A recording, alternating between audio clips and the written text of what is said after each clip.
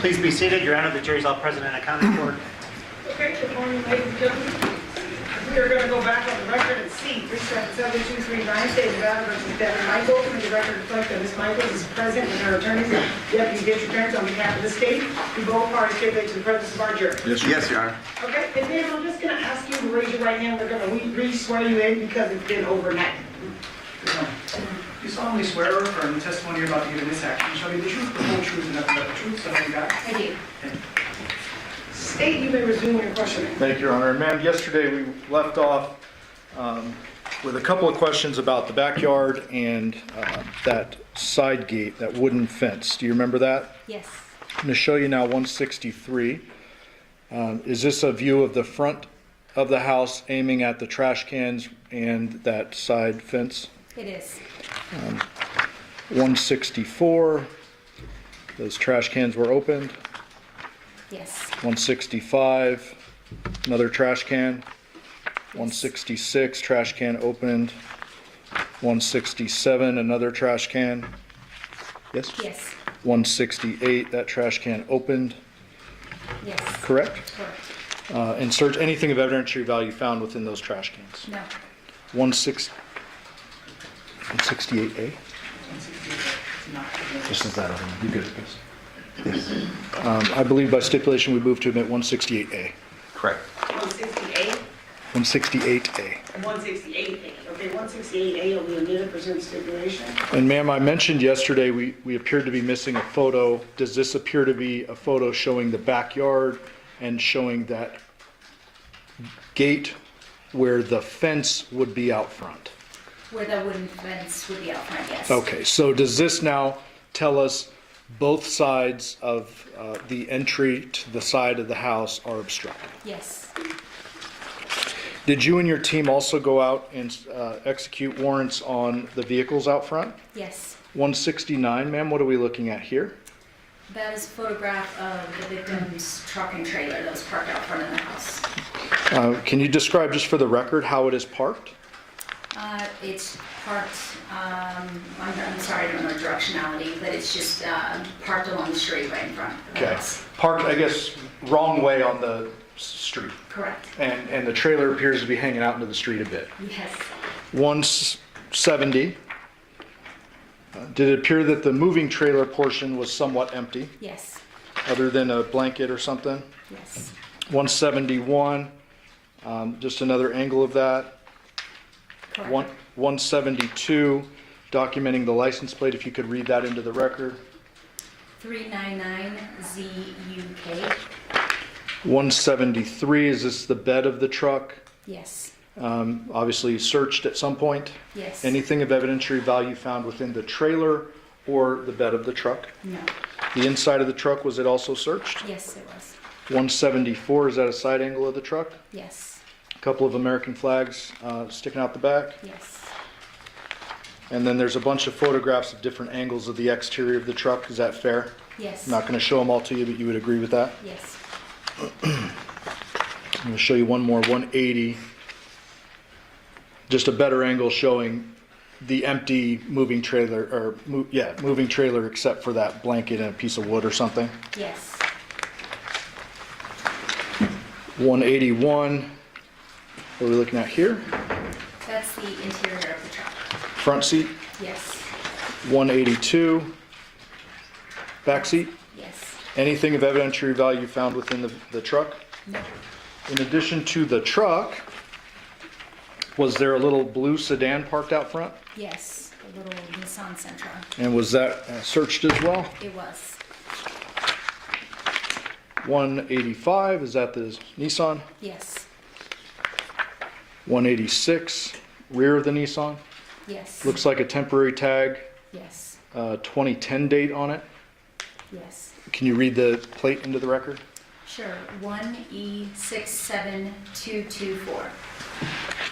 And that vehicle was searched as well? It was. 188. Front seat. Yes. 189. Back seat. Yes. 190. Trunk. Yes. Appears that there's a bunch of random materials as though maybe someone was packed? Yes, it was full. Anything of evidentiary value found within the Nissan? No, And I'm assuming that when you're referring to evidentiary value, that would include anything related to blood. correct. So let's go back inside the residence just briefly. I'm almost done with you. Okay. 193, we showed this yesterday, but this particular dog door, did you say was it impounded under our vent number? Yes, the cover was, yes. And you mentioned some latent print processing. 194, what are we looking at here? So that's the door that's leading from the laundry room to the garage, and that was also processed for latent fingerprints. And 195, a closer view of that same area? Yes, You mentioned yesterday sometimes you'll process and use photography, other times you'll process and actually pull tape. correct. Here it looks like you may have pulled tape. We did.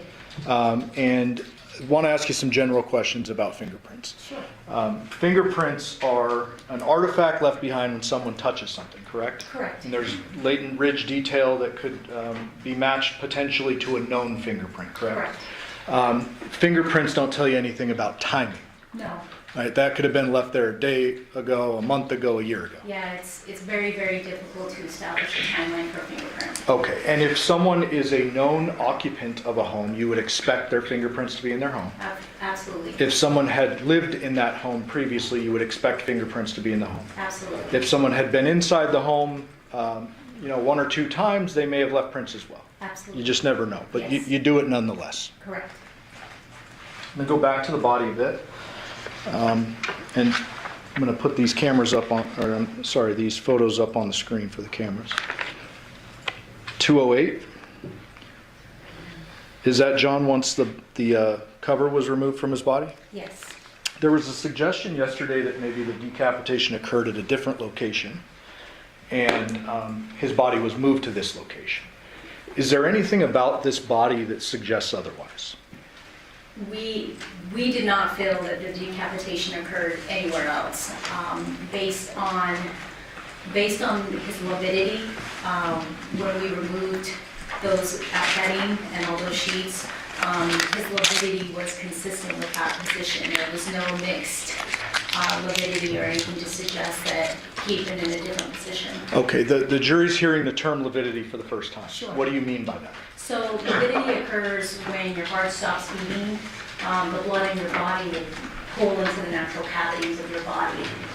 So the morbidity becomes fixed at a certain point, but you'll see dark discoloration that's consistent with the position of the body. And so if a body lays, say, in this position on the belly for an extended period of time, Right, the blood essentially settles with gravity. correct, And that at some point becomes fixed in the body, Correct. correct?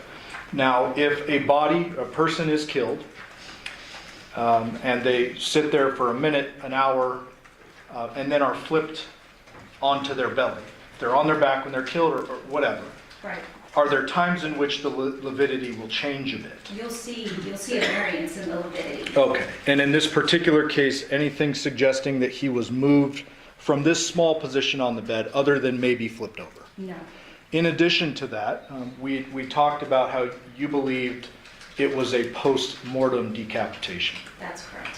As a result of that, you're not going to have spurting vessels or veins or arteries, correct? Correct. However, there is blood leaking from the Right. decapitation. Right. Did you see anywhere outside of this small area in the scene any evidence to suggest this body was dragged in, brought in, carried in, or anything like that? No, nothing of the sort.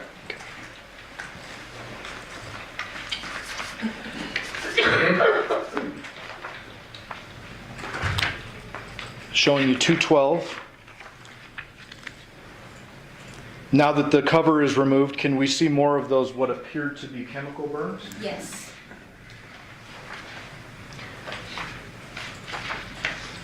Not feeling the need to publish this photo, but I'm going to just show you the old school way. 214 ultimately is the body removed from the scene, placed into a bag, and the custody taken over by the Clark County Coroner's Office. Yes. Ladies and gentlemen of the jury, I just remind you, you will have all of the photos that were admitted into evidence when you go back for your deliberations. Thank you, Your Honor.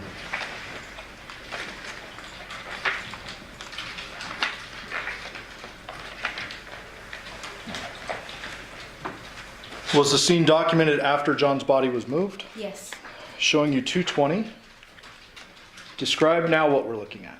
So after the victim's body was removed from the scene, we proceeded to basically open up all the blankets and bedding that he had been wrapped in to see if we could find anything or anything of evidence, anything important in that bedding. And so we can reorient, if the jury can't recall, is this the foot of the bed down in the lower left portion of the photo? That pillow is the pillow that we discussed yesterday that was underneath the upper portion of his torso. Okay. Well, I have another personal question. Have you ever received a massage? Yes. It's weird, but I have to ask it. So are there times in which a pillow is placed under a person's body when they're getting a massage? Sure. Okay. Down here, bottom left portion of the bed, when you first come upon the scene, that is bare, correct? Right. Just mattress, Just and then mattress. we saw the red staining in this area. Correct. When you fold the sheet back, is this red staining consistent with the location of that other red staining we saw in the mattress? Yes. Okay.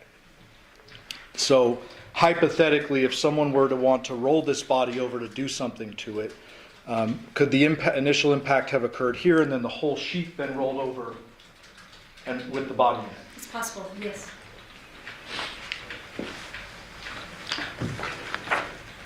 .221, another angle just showing kind of now we're peeling the layers a bit or getting different angles of the layers. Yes. .222, is this the remnants of the pillow and the blanket that were underneath where John's head should have been? Yes. I'm sorry, Counsel, which exhibit is that? The number? .222. Thank you. You're welcome. .223, what is this? That's a towel that was found towards the head of the bed. Okay. And now it's just been laid out for documentation? Correct, yes. .225. Are we now seeing the white comforter kind of spread out Yes, and a couple of blood spots in corresponding corners on the top? yes.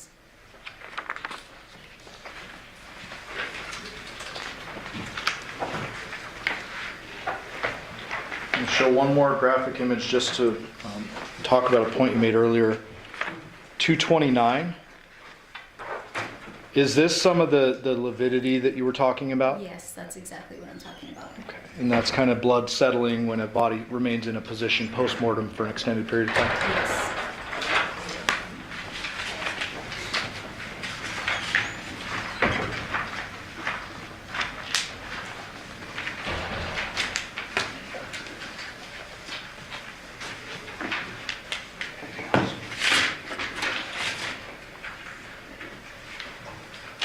One last question. Did you observe any bleeding injuries to the victim's hands anywhere? None. Thank you. I'll pass the witness. Mr. Benz, Charles? Thank you.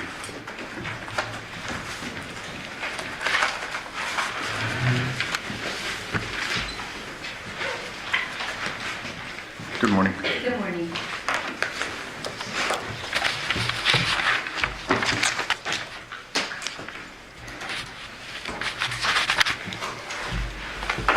We'll just start with the last part of your testimony and address some of the testimony that you gave yesterday.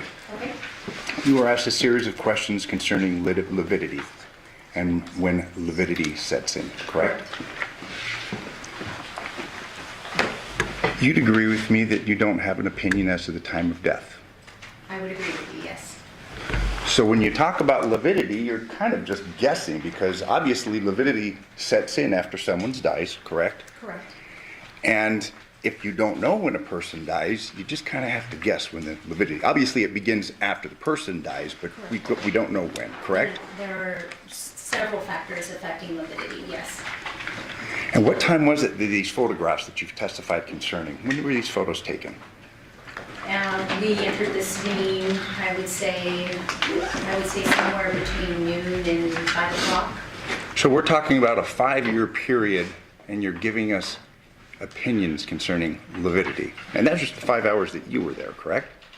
Correct. You gave an opinion concerning, it appears the body had not been moved, presumably from the time of death that you don't know, correct? Well, I don't know the time of death, no. No, and that's my point. Yet you're giving an opinion concerning the lividity, correct? All I can base my opinion on is what I observed during the time that I was there. Correct. That's somewhere during that 5-hour period, Right. correct? Based on my knowledge of lividity and based on what I observed while I was there, that's what I'm basing my opinion on. Let's talk about lividity. When does lividity begin to occur? I'm not a medical examiner, but I'm not comfortable answering exactly when it sets in. Thank you, and you're making my point. So it's pretty tough to say that this body stayed in that same place based upon the lividity and based upon my observation of it, correct? What I'm saying is that based on my observations of the lividity, there didn't appear to be any variance other than the position that he was currently in. Fair to say the body dies and it moves 2 or 3 times in a 1-hour period. You can't give an opinion concerning the lividity and when it set in and if the body was moved or not, correct? I'm not a medical examiner, and like I said, there are several factors that affect lividity, including the body itself, temperature, things like that. So again, I'm not comfortable answering those questions. So fair to say, let's just not get a point where, well, the body wasn't moved because of lividity. That's a fairly unfair assumption, an unfair testimony, unfair conclusion to reach, correct? No, I would not say it's unfair. I see. We don't know when the body died, correct? Correct. We don't know what time lividity may have set in, correct? Correct. But nonetheless, you're just going to testify and say the body wasn't moved. Lividity evolves. Correct. Lividity evolves, and at a certain point, it becomes fixed. And again, there's a lot of factors involved. So again, all I'm basing my testimony on is what I observed while I was there. Okay. During the 5-hour period, correct? We were there longer than 5 hours. Yesterday, you had given testimony that based upon what you saw and the evidence you collected, you had an opinion that it was there on the bed. This gentleman died, correct? Correct. You testified that there wasn't any signs of struggle. Correct. Fair to say there could have been a struggle somewhere else and the body wound up on the bed. You can't give an opinion, correct? No, I can't. You testified yesterday that we, and presumably that's you and other crime scene analysts, or who else? You said we a number of times, like we hypothesized that about him, the body being rolled. Who was we? Members of my team, members of detectives who were also there. We did a lot of discussing as a group, as a team. And when you talk about hypothesizing, is it kind of like in a scientific sense where you reach a hypothesis and then test it? We don't, that's something that we can't really test, but based on our observations and evidence at the scene, yeah, we potentially come up with theories on how blood stain patterns could have occurred. That's very common. Okay. But then again, too, we don't know the time of death, No. based upon your testimony, No, do we? we don't.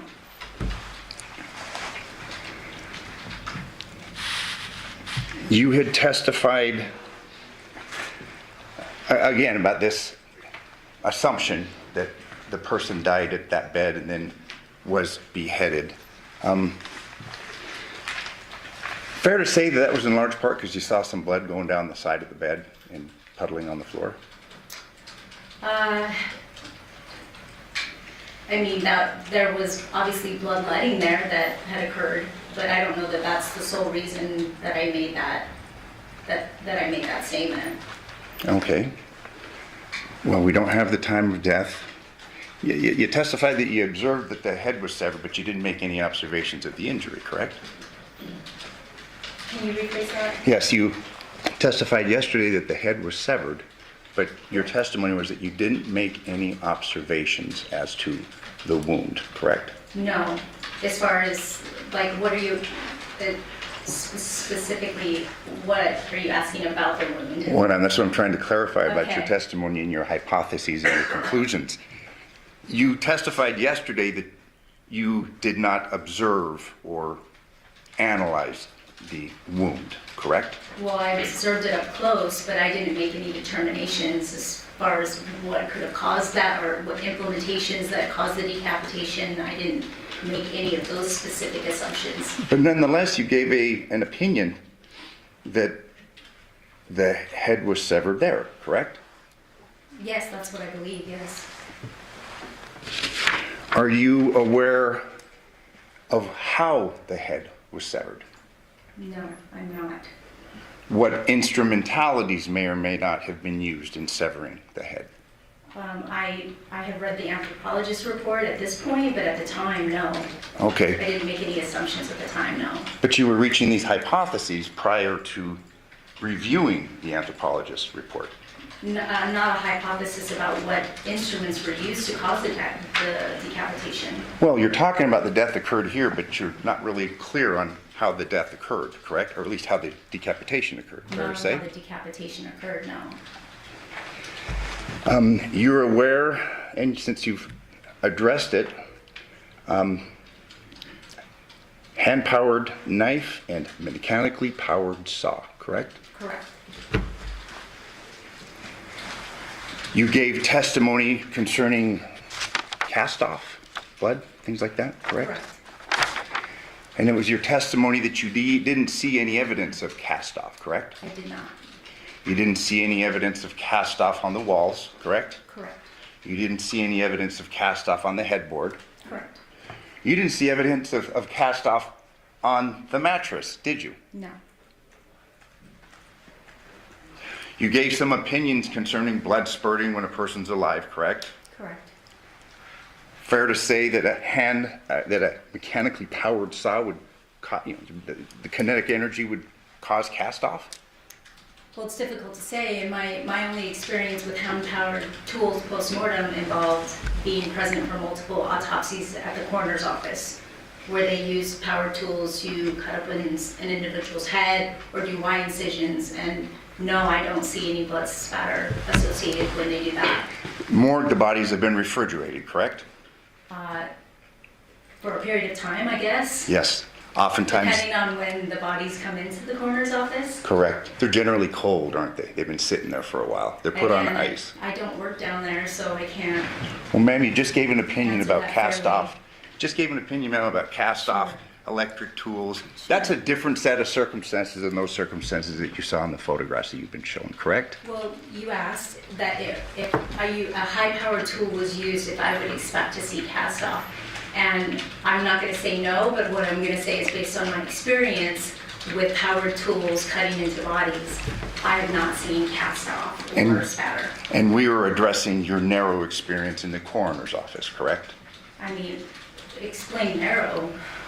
We're not talking about crime I scenes, don't are we? work down there, but I've been present for countless autopsies. You've never seen a dismemberment of a body, head, arm at a crime scene, have you? I've seen limbs come off before, but I've never been present for that. Point I'm making, cast-off, things like that. Correct. Fair to say? I've never been present for a dismembering at scene.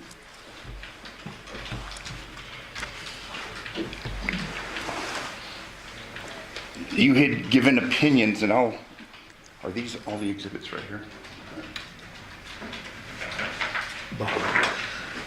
Bob, the ones I used were right up there. Today, these were yesterday's? Okay. All of them.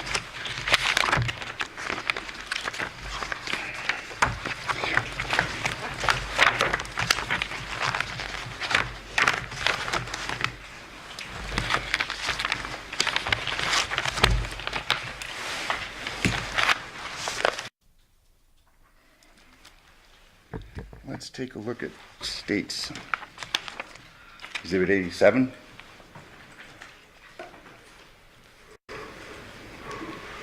Body on the bed. Correct. You recall your testimony concerning blood here, blood over here? Yes. Appears to be two different spots, correct? Correct. You testified that you observed the blood, but you'd agree with me that you can't quantify the amount of blood there. No, Are you aware of how much blood is contained within the human body? not exactly, and it depends on the body. Larger, more blood, correct? Absolutely, yes. You aware of the body that you took photos of, the measurements? Like how big he was? Yeah. We don't do that specifically. The coroner's office would take a weight and height. Didn't look at a driver's license? There was no driver's license at the scene. I told you that person was 6'4". Any reason to disagree with me? No. Fairly large body. Sure. That brings another point. Yesterday you had testified that you could have moved the body over, correct? I could have rolled a body. Have you done that before? Rolled a body in a bed? A dead body. Not a dead body. Actually, I have rolled bodies. I've assisted with the coroner's office when they needed help. So, yes. More than one person because they needed help, correct? It's hard to move a dead body, isn't it? It's difficult, but it's not impossible for me. I see. Bigger the body, the harder it is, correct? Correct. And this was a big body, wasn't it? Sure. I mean, I would say he's average male size, 6'4" is an average male size? in my opinion. Wow, okay. You don't know the weight, do you? No, I don't. You are familiar with the term dead weight. Oftentimes people refer to that in a social sense, but I mean the scientific sense, dead weight. Sure. Body doesn't maintain its center of gravity. It gets real hard to move, Sure, correct? absolutely. It's like trying to move a big wet bag of cement. It's hard. Sure. It looks, at least, on this photo at least, that we had 2 spots perhaps where the body was. Sure. That, or it could have been something that had blood on it that was placed there. Okay. We don't know. That's a guess, We don't. correct? Yeah, So we let's don't not know. guess. Let's not guess, okay? The covers, and there's other covers, but just for the sake of testimony, did you recover those? No, You didn't impound those? we did not recover any of the bedding, no. You didn't photograph it? We photographed the bedding. The sheet, I'm sorry, the blue bedding? We photographed, everything was laid out and photographed. In the interest of time.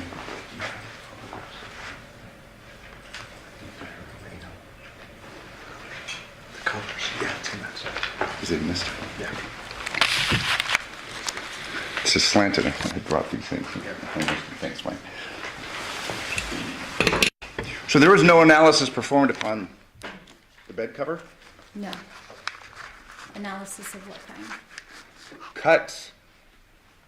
We did visual observations, but we did not observe any cuts on the bedding or the bed. Did you take any close-up photographs of the members of the, future members of the jury, law enforcement, defense attorneys? No? We did overall photos, and if there had been any defects observed, we would have documented those. No close-ups? Close-ups of what? The bedding, where the body's found. We laid out the bedding, but like a close-up would be something of a specific area or a defect or something like that, so. I mean, you're giving testimony about a head that you don't know how was cut off, and that somehow that happened there, correct? Correct. And you didn't keep the bedding, correct? We didn't feel like the bedding had any evidentiary value to it. I may approach the witness. Obviously, you've gone through these crime scene photos. If you could please show us the photograph that you took. You know, the photograph of what? Of the bedding that we're discussing. The blue bedding, specifically.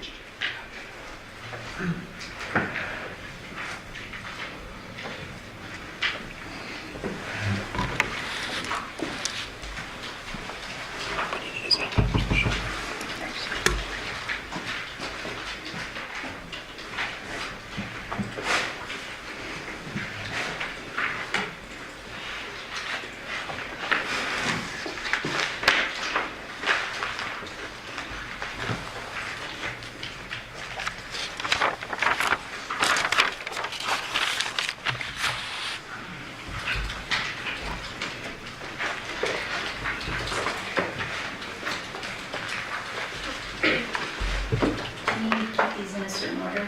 You can just pull them out. Thank you.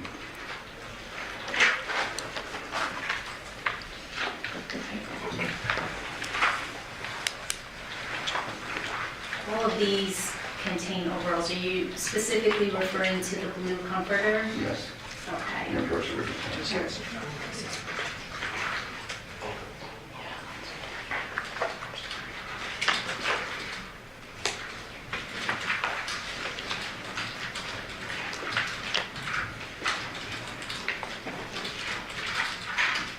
So all of those in that pile, they just have overalls of that blue comforter. Sorry, it's a little bit of a mess.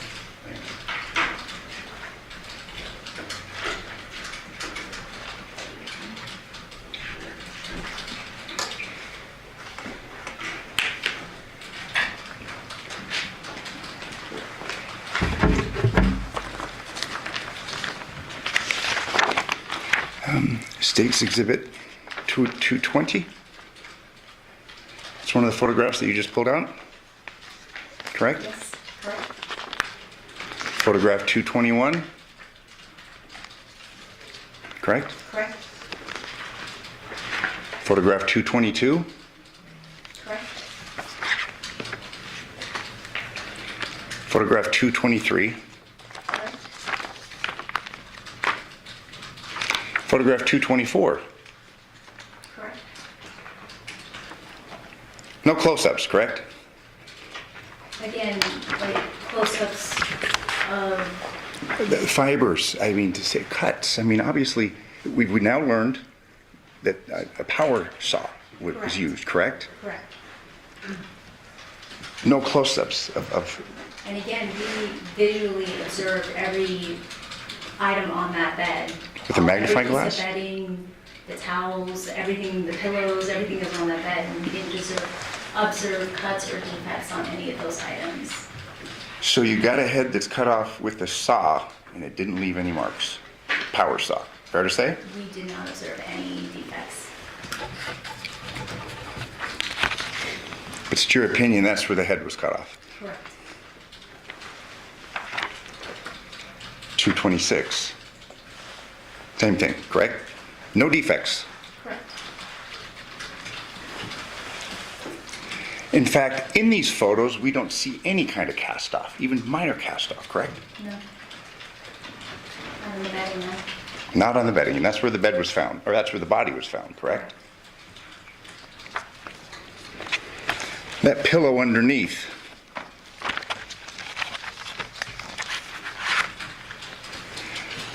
You'd given some testimony about getting massages, correct? About getting massages, sure. Yeah, Yeah. getting correct? Yes, Head usually goes on the pillow, correct? I guess. Fair to say, I mean, in your experience, since you gave an opinion concerning that, when you're getting a massage, your head's on the pillow, correct? Well, I mean, most massages, there's really not a pillow. You put your head in a headrest. Well, on a you massage talked, table. and that's the point I'm making. You gave an opinion about a pillow and a massage just a few minutes ago, correct? Correct. All right.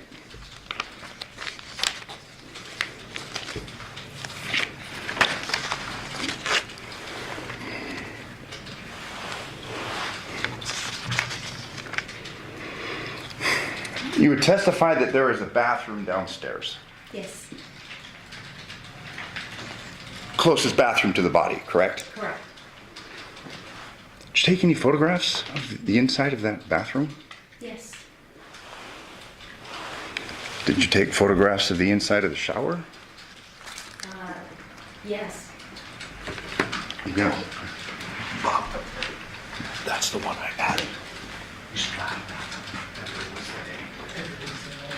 The 168A. It's somewhere in there. Okay.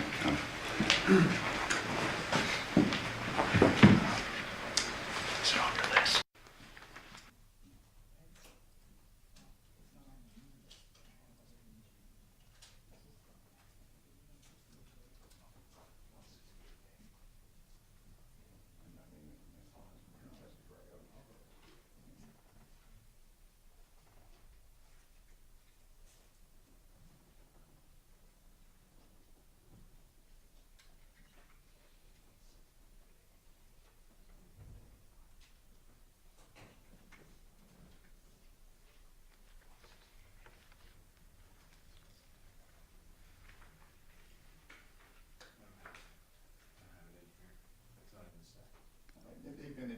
photographs of that bathroom downstairs were taken?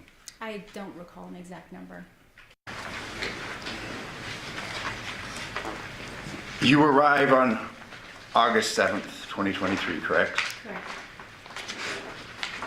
You've given testimony concerning things that you documented that you felt were of evidentiary value, correct? Correct.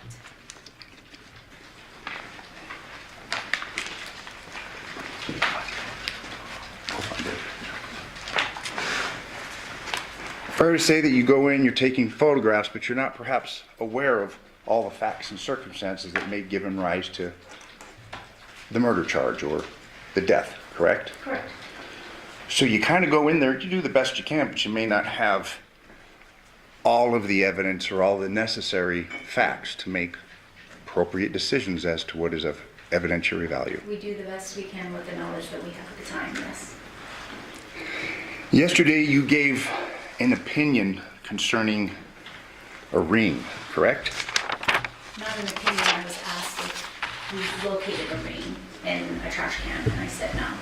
Okay. You didn't inventory what you found and what you didn't find, correct? In the trash cans? Yes. We photoed like the interior of those trash cans, but we didn't write down everything that was located in those trash cans. And that's been provided? We have all the photographs of all these trash cans and their contents? I have the photos that I reviewed that I was presented with when I got here. You were asked several questions on direct. Did you photograph everything of evidentiary value, correct? Yes. You'd agree with me that when you were there and your team and you're taking photographs, a ring was of no evidentiary value, correct? If we had found a ring in a trash can, we would have specifically photoed that. That's atypical. In what sense? Well, most trash can items would be trash. Like you can see in one of the photos, there's empty water bottles, your typical trash items. I think a piece of jewelry in a trash can would be atypical. We would have documented that. But that's assuming that it's a piece of jewelry. It's made out of a fine metal, correct? Again, yeah, I think anything in a jewelry box or ring, something like that, I'm sure we would have documented. How about a rubber ring? Don't have an opinion, correct? We didn't locate a rubber ring. Would you have photographed it? I'm sure we would have photoed the contents just like we did on the other trash cans that there are photographs of. We photographed the contents inside the trash can. Exhibit number 68, trash can. It's your testimony that you photographed the contents of exhibit 68. Can you refresh my memory on what exhibit 68 is? There's a trash can that you gave testimony. Actually, it wasn't. It was admitted. How many trash cans were in the residence? There were 2 in the kitchen that we observed. Okay. Anywhere else? Downstairs? I'm sure there were, but I didn't make a note of how many trash cans were in the house. So we have to rely upon the photographs, correct? Correct.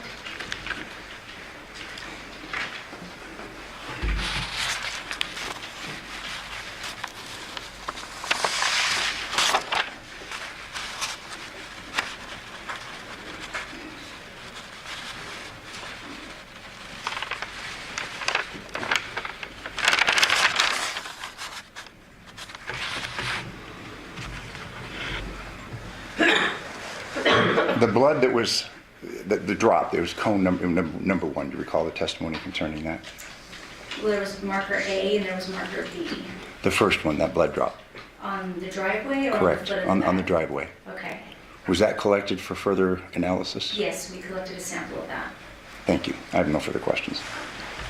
Can you read the rest statement? First, I'd move the admission on 168A. Looks like no one's able to find it, but your exceptional clerk tells me that it is the shower photo? 168A has been admitted. Oh, okay. So it's been admitted. Just can't find it. All right. All right. Start from the beginning, ma'am. I won't be too long, but I got to go back to a couple. So you're a professional crime scene investigator. Correct. I'm not, right? Correct. He's not, right? Correct. You made some deductions based upon what you observed at the scene. Correct. Correct. You're not making deductions based upon speculation of other pieces of evidence that may have been found at other scenes or anything like that. No, You're just observing what you're observing, coupled with your experience, and you're making some deductions. correct. One of the things that was brought up was time of death.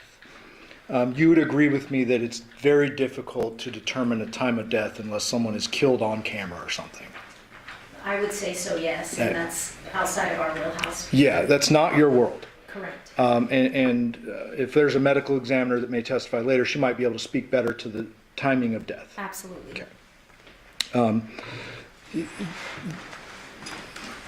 Understanding you can't really gauge time of death, there are ways to narrow down time of death in the real world, right? Right. Like if someone's alive and smiling on a video, you know they're not dead at that point. Absolutely. If a mom sees somebody downstairs or hears somebody or whatever, they're not dead at that point, presumably. Right. Okay, so there are ways to narrow it that may not deal with your world of just looking at the crime scene. Yes. Okay. There was a line of questioning about how the murder occurred, cast off, and this mechanically powered saw and all this stuff. So I want to clarify something. I would hope you've never been present for a live person being dismembered. No, I have not. You have been present during autopsies. Yes. And autopsies are clearly post-mortem. Correct. And you deduced from this scene that this was a post-mortem decapitation. Yes. Okay. And so in the autopsy setting, if the coroner, I don't want to get too graphic, but I mean, they use some heavy-duty tools sometimes. Yes. And when they're using mechanical or mechanized saws, you're not seeing blood spray, No. spatter, or anything like that. No. Okay. So that's the decapitation portion. Right. Talking about the actual fatal blow or blows, Okay. did you see anything in the scene that suggested a gun was used? No. Did you see anything in the scene that suggested an item was used multiple times? No. What would you expect to see in a scene if a head blow is done multiple times? That's where you would see various types of bloodstain pattern. Okay, and that would be cast off or spatter or You whatever. would see multiple impact patterns, impact bloodstain patterns. Would you expect to see cast off if there is a single blow? No. There was a discussion about John's size, and I don't want to get too morbid, but you can't estimate his height when he's missing his head. Correct. Right. Correct. And so you're just deducing based on what you saw of this headless body that a person of your size could flip that person over a couple feet or whatever. Correct. Okay. There was a lot of discussion about defects in the bedding. I want to clarify here. So when you have a large item like a comforter, you're taking, you and your team are taking overall documentary photos. Right. If you see a defect, especially on a scene where somebody's missing a head, you're going to zoom in and focus on that. Right. So what your normal process is, you're observing it, you're looking for defects, you don't find it. Right. If you did find one, that would be like a zoomed in photo, maybe an evidence marker or something like that. Yes, we would put something indicating that defect and take close-up photos of it. Now, you weren't there, you don't know what happened when he died, right? No. There was evidence that the person who did it cleaned up the scene because there's a big glaring thing missing from the scene, right? Actually, a few glaring things. Right. Weapons and head. Correct. No telling whether the person who did the cleanup job ditched another piece of bedding that maybe was covering his head when the decapitation, anything like that. It's possible, yes. Yeah, you just don't know. Correct.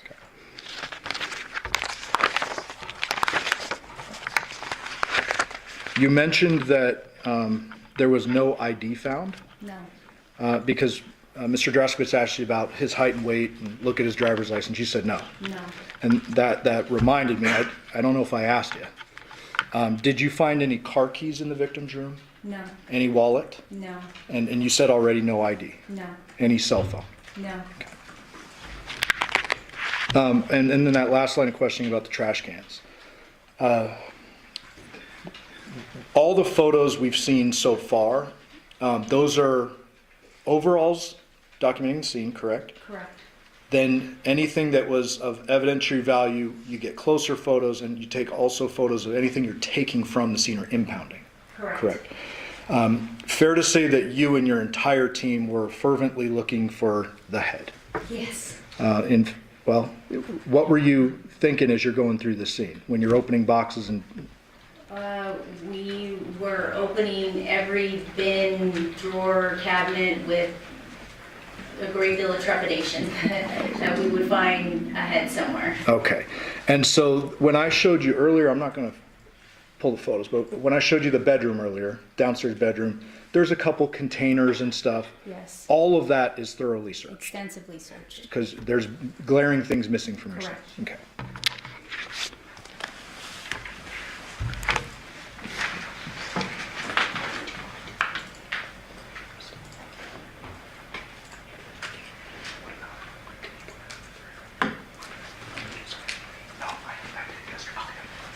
All right, thank you, ma'am. We'll pass those. Any follow-up, Mr. Director? Yes, thank you. Based upon those questions, primary focus, you're looking for a head, weapons, correct? Correct. If there'd been any defects to the bedding, to the sheet, to the mattress, to the pillow, you would have photographed it.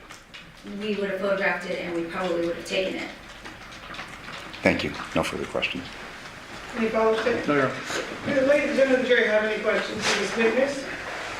Okay, seeing no response, ma'am, you are excused. Thank you very much for your testimony here today. State and call your next witness. She has them.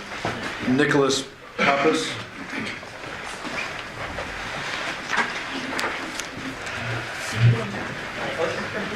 Yeah, he just has the writings. Cheetah. Are you guys, he's... I don't want to mix these all up, so if you want is this powder? This is the one, this is just the first part of this one, but he handed it to me. Okay. So this is, starts at 88, I believe. Yeah, they're in this part. Okay. That big step. Good morning.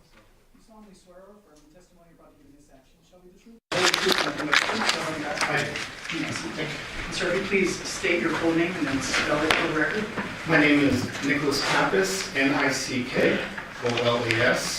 last name Papacs, Papacs. May I? Sir, what do you do for a living? I am a detective with the Henderson Police Department. In which unit are you currently assigned? I am currently assigned to the Crimes Against Persons Unit, also known as our Robbery Homicide Unit. How long have you been with that unit? A little over 2 years with this specific unit. How long have you been with Henderson PD in total? A little over 20 years. I want to bring your attention back to August 7th of 2023. On that date, were you called to a homicide scene? I was. Were you called while on duty? I was actually off duty that day. Why were you called in off duty? Generally, given the size of our unit, anytime that we have an incident such as that, they need additional resources, so the people typically off duty will also get called. Okay, and so on this particular day you're off, you get called in, and around what time do you respond to the scene, if you I remember? believe I responded at 10:36 that morning. And was the scene at Haladura, It was. located within Clark County, Nevada? Yes, sir. May I approach? Yes. Show you a few exhibits. 8, 9, 10, 11, 11. Do those all look generally familiar to you? Yes, sir. And are those all fair and accurate depictions of aerial maps of a couple of different scenes you responded to in this particular Yes, sir. case, being the Haladura scene and Porcupine Rim? Yes, sir. Move the admission of those? No objection. Okay, those are your minutes. Thank you. So I'm going to start with Exhibit 9. Detective, is this the actual homicide scene that you respond to on Haladura? Yes, sir. Sorry. Represented by a little red flag? Yes, sir.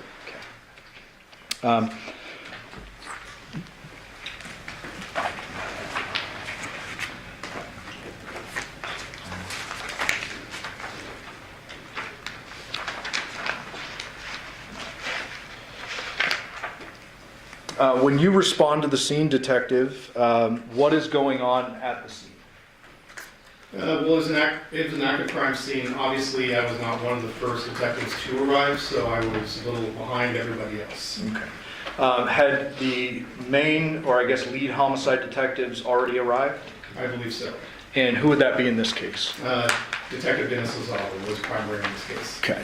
Primary meaning he's kind of responsible for delegating duties and such, That is correct. but you have a role in this as well. Yes. You worked in a support role, essentially? Yes. What is it that you first do when you arrive on this particular scene?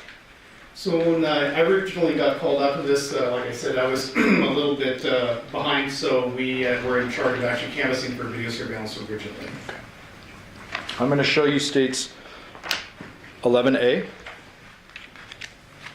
You recognize this? Yes. Is this that same Paladura neighborhood with a bunch of yellow tags on it? Yes, it is. Do you know if this represents the video cameras that was done by your team? I believe so, yes. And can you direct the jury to the area where you were responsible for? So originally I was in charge of the Carolina Laurel area. Okay.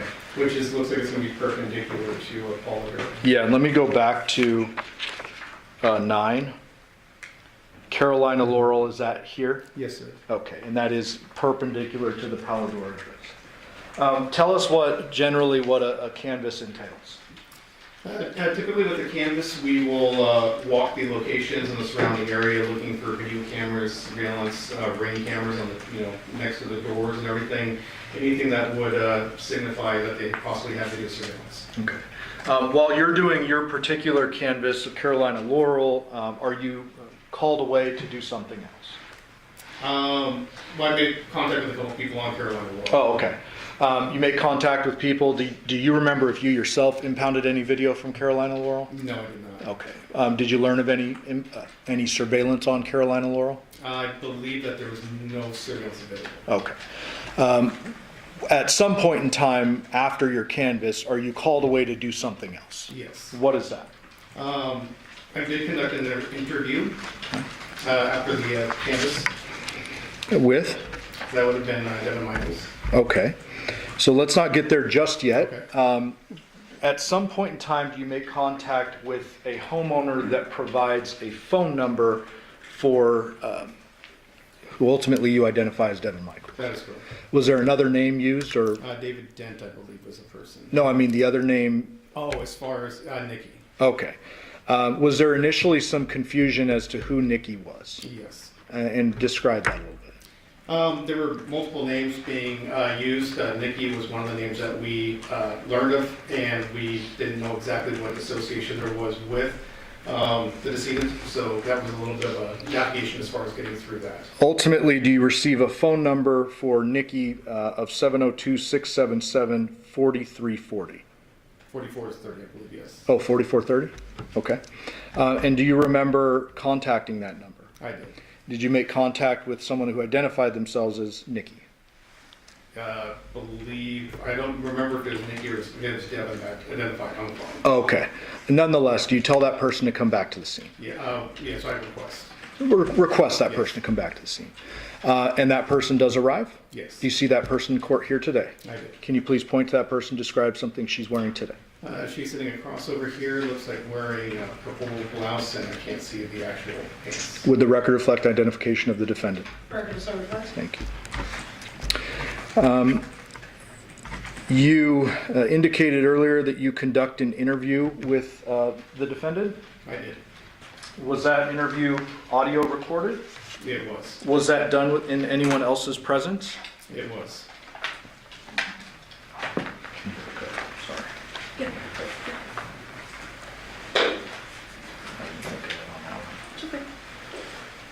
Who else was present for that interview?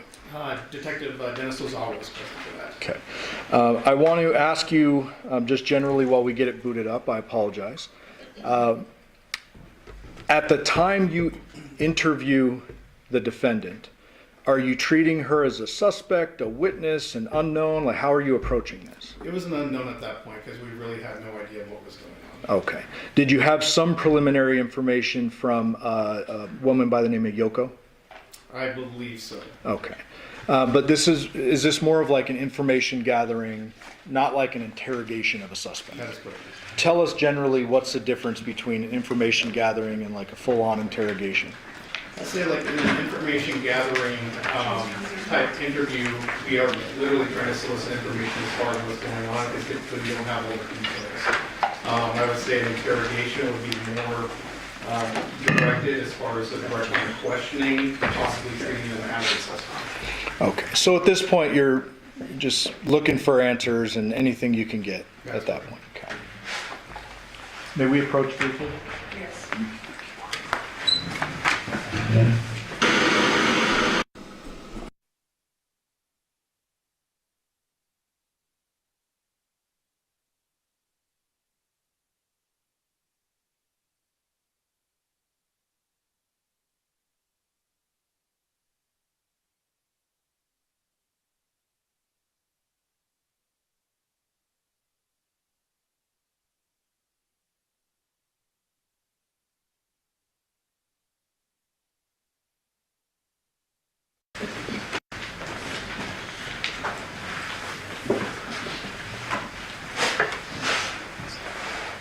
Judge, I would move for the admission of 618.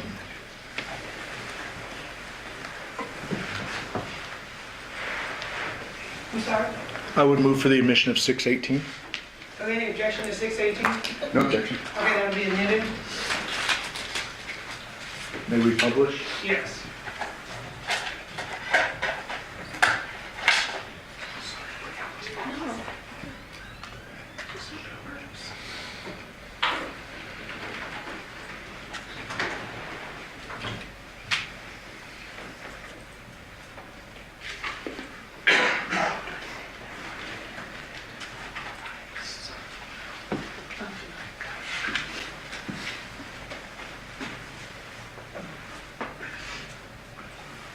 And this was an audio recorded interview?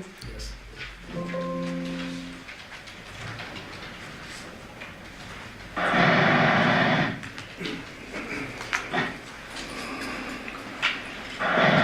Today is August 7th, 2023, approximately 12:11 a.m.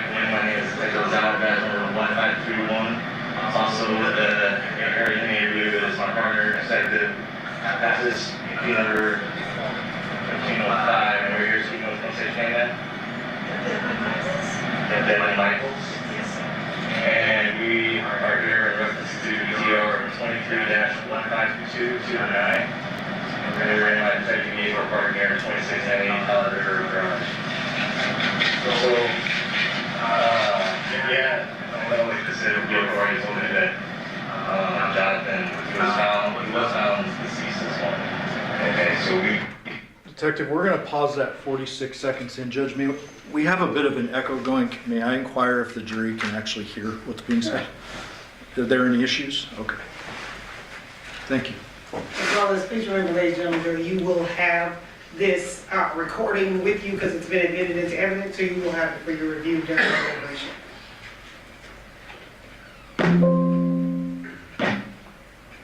We don't know what happened to him. That's why we want to talk to you.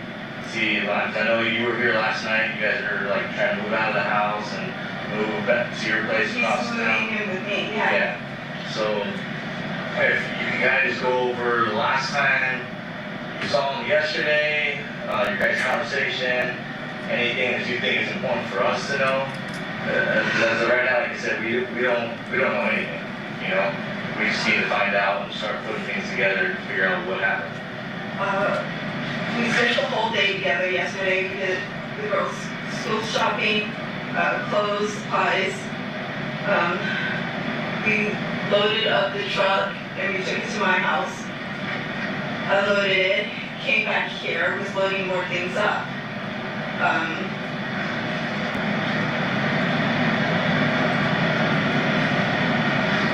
That was it.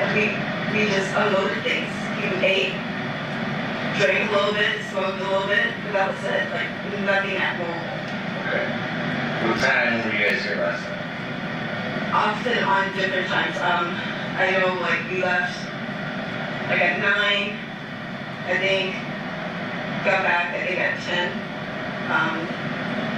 And then I know I left, but I'm not sure what time. I was talking to Yoko, so she would have an idea of what time I left. So last time you talked to Yoko Was that after you talked to Yoko last night, was when you left, or right after that? Shortly after that, yeah. Okay. Because she was cleaning up and I was cleaning like the bottles and stuff like that up.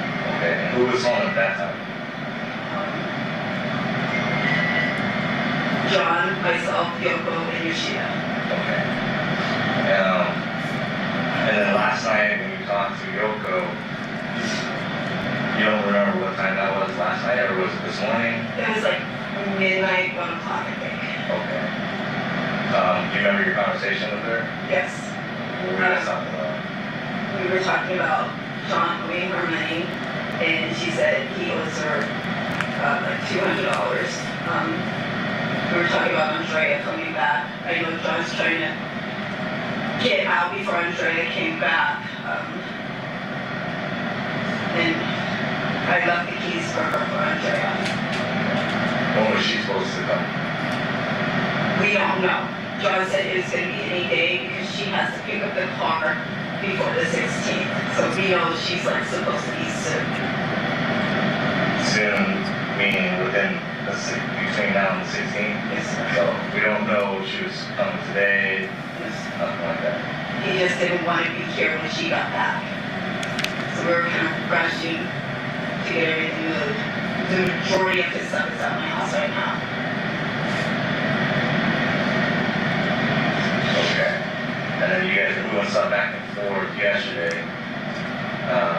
So you're, what's your address? 5510 Porcupine Road. 5510. How do you spell that? Porcupine, Porcupine, Ram, R-I-M. And is that in Vegas? Yes, You know the zip? 89130. How do you spell your first name? D-E-B-Y-N. Last name? Michaels. Misspelling. And your date of birth? 42878 And your phone number?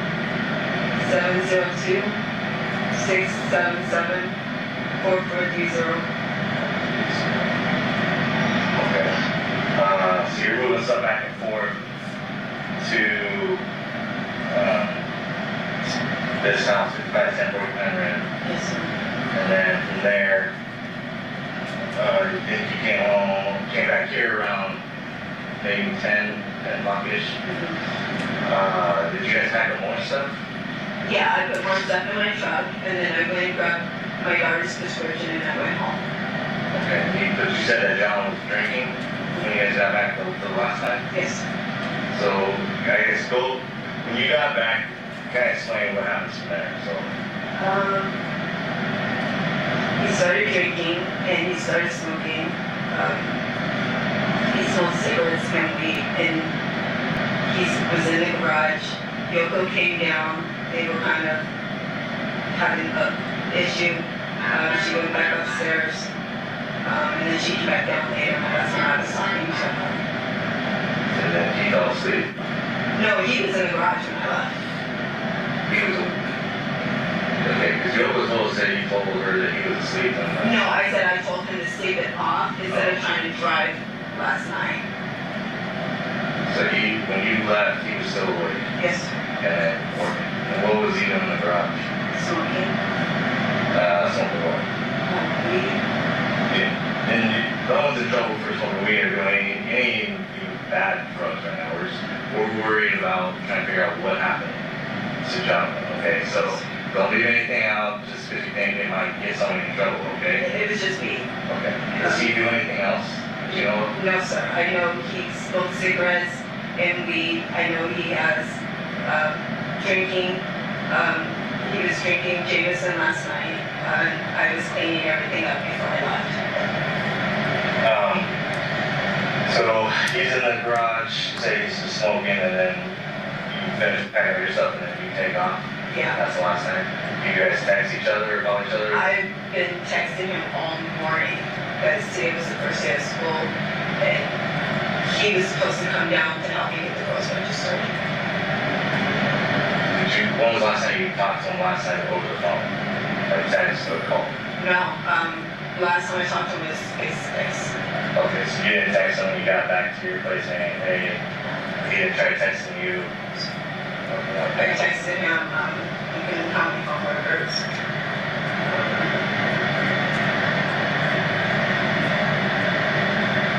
I texted him.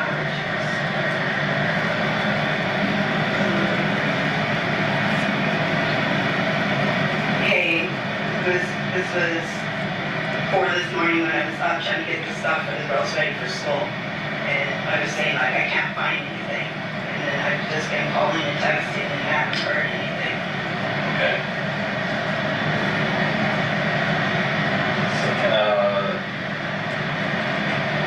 Do you know, like, what he does for work? He's a handyman, so he does odd jobs here and there. Like side jobs? Yeah. People just call him and they'll just do things like, Mom said something about like the moving and stuff. Does he move people too? So he just does any kind of odd end jobs? How long has he been doing that for? A few years. Does he have a lot of clientele or is it just like word of mouth?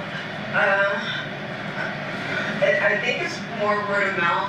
I don't know his clientele. He says he puts ads up on Facebook and he tries to drive his trailer around a lot. Like yesterday when we went shopping, I wanted to go with my car, but he wanted to use the trailer for advertising.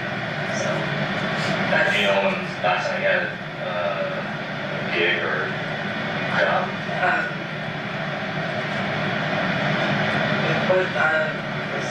Friday. He did something on Friday. I don't know. He was moving somebody's stuff. That's the last job that you know that he's done? Yes, sir. He texted me for it. I don't know who it was for, but he told me how much he made and everything. Okay. But again, I don't know any of his friends. He talks about someone he works with named Andrew. I know David, that's our neighbor. We've gone to his house. But I don't know who he works with. I don't know. I just don't know anybody of that nature. I know names. Anybody that comes to mind where he was talking about, I owe this person some money, or hey, just be on the lookout, this guy's looking for me type of thing? No, sir, people owe him money. Like he said, this guy, this one right here owed him money. So. Did he own any weapons, handguns? Yes, but they're at my house now. We took them over last night. We didn't bring the ammunition though, like, because there's no safe at my home for them. So we intentionally left the ammunition here. Okay, over here. Yes, sir. And then, So Detective, so far you've learned a few things from Miss Michaels. She indicated that John was alive and fine when she left, correct? Correct. She claimed that John had some guns, but they'd been moved to her home, correct? Correct. She claimed she did not have a safe at her home, correct? Correct. I'm going to resume.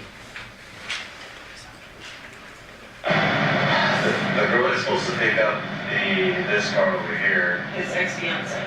they were supposed to get married? Yes, sir. When did they break up? They broke up, I want to say May. Of this year? Yes, sir. You know why they broke up? He was trying to get back with me, and she moved all of her stuff out. She tried to come back. It just, from what he said, he'd rather try to make it work with me versus being with her.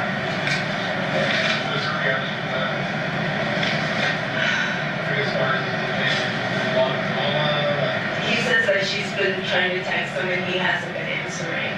So. She did show up one time, like out of the blue, because I came here to take the girls to school, and she was here, and we did not expect it. But that blue car, she's supposed to be driving back to wherever she's at. But I don't know, I think it's Utah, but he said she's coming because it has something about the 16 on it, like the tags or something. And Yoko, I left the keys for Yoko just in case she did, and someone will stand for her, so. As you mentioned earlier, like when we were first off the dwelling, you guys were trying to avoid her, because the stars are coming over or showing up. Is that like a constant follow with her?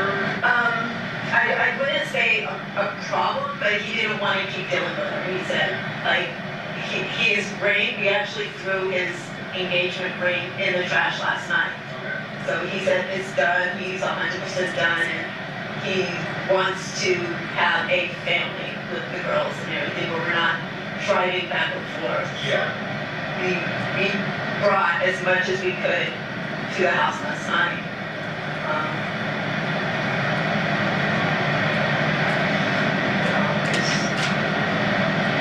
Like, literally, we were doing this last night to get her out of the house. Have you seen like any text messages she sent him or anything? No, sir. He just said that he was done, and I just kind of took him at his word. And she wasn't willing to do that?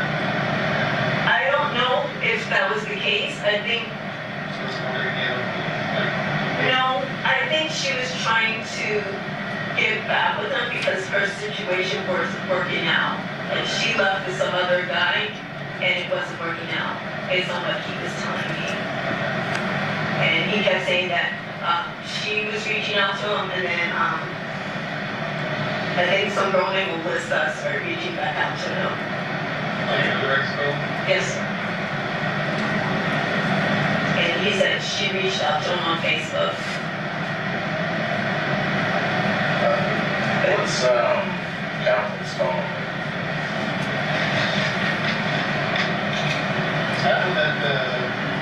That Yoko that was talking to you when you first read? Yes, sir, that's his mom. Okay. Yeah, I was sitting there talking, 702-561-9242. Yeah, I've been trying to reach him, but I just thought his phone was off again, because that's normally what happens when I can't find him. Like from non-payment, Yeah. so. There's nobody that he's mentioned that has issues with him that you can think other than Andrea, who they had a breakup. They're supposed to get married, but then they decided to try to work it out with you. You said that she left with another guy, so it doesn't sound like she was too upset. No, he was saying that it wasn't working out where she was at, and she was trying to, yes.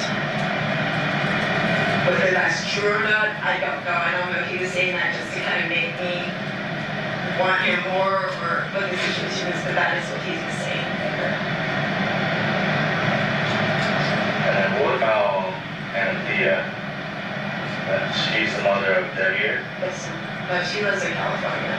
Does he talk to her at all? Nothing like that.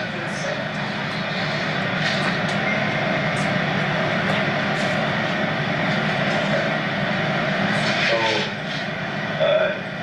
you guys, when did you guys start talking back?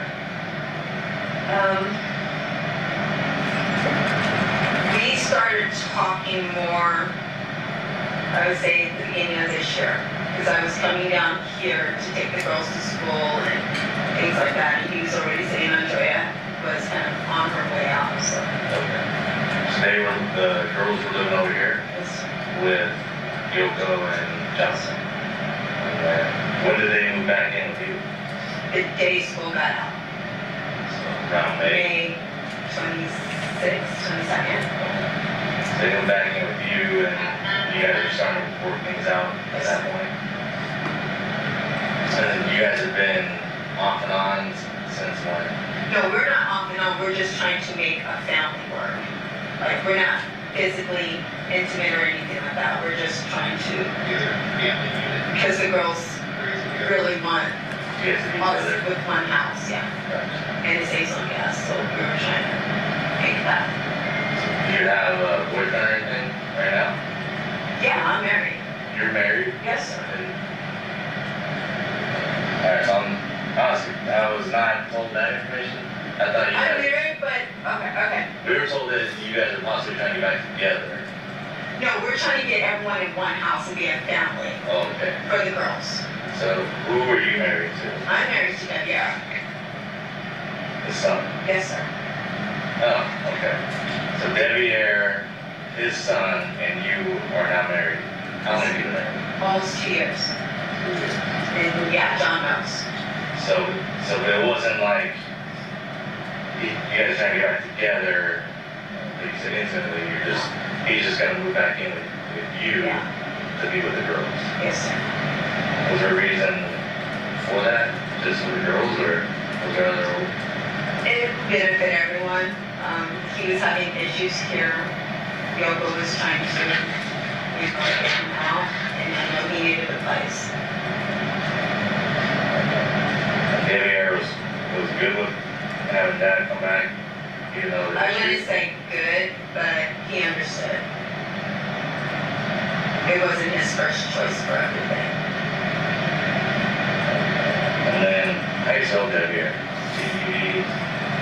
Deviere. D-E-V-I-E-R-E. Yes.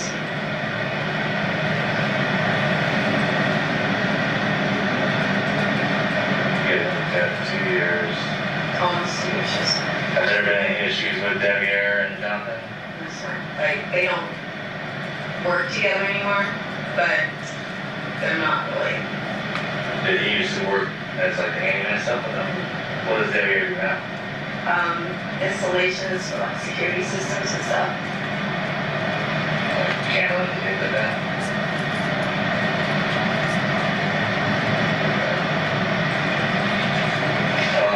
Just taking the cameras down. Who did? John and I, we had just taken the cameras down. They're at my house. The ones, there were cameras on the Yes, sir. house? When did those go down? Last night, we just brought them over. Or you just took them off last night? Yes, sir. There's no cameras left on there at all?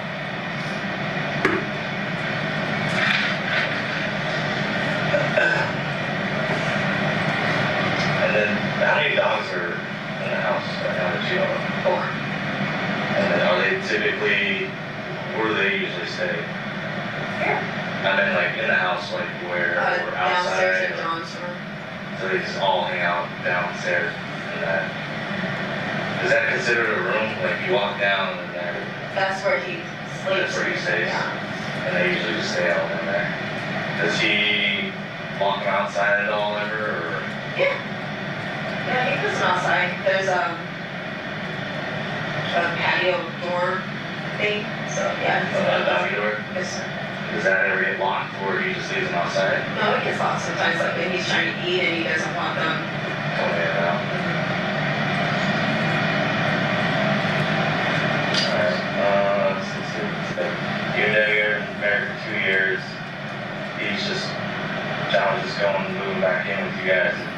The girls, trying to keep the family together, and it was beneficial for everybody. You're saying because the driving and things like that? Or Not saving the on? driving, it was just the girls really want us together. And I know it's kind of complicated for them to understand that I'm married to Deviere, so we were bringing John into the house just to kind of keep things. I know it sounds weird, but Economics, Do you have any kids with Deviere? no, sir, I can't have any more children. You're all having kids?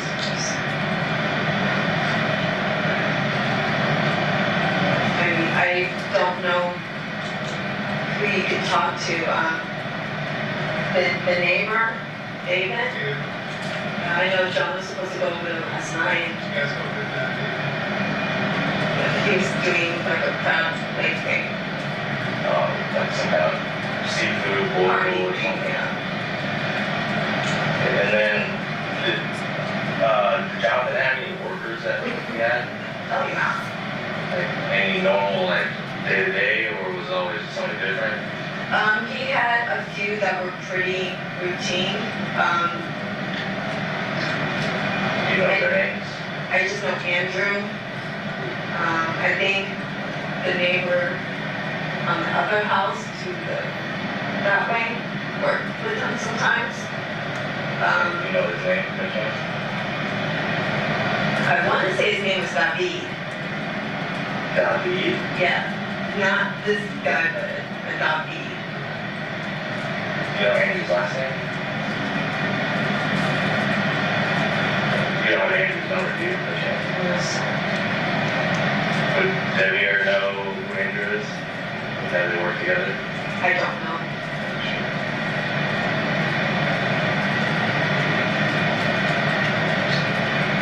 Because like when John texts me, it's usually, hey, I got this job, this, and this. So I have those.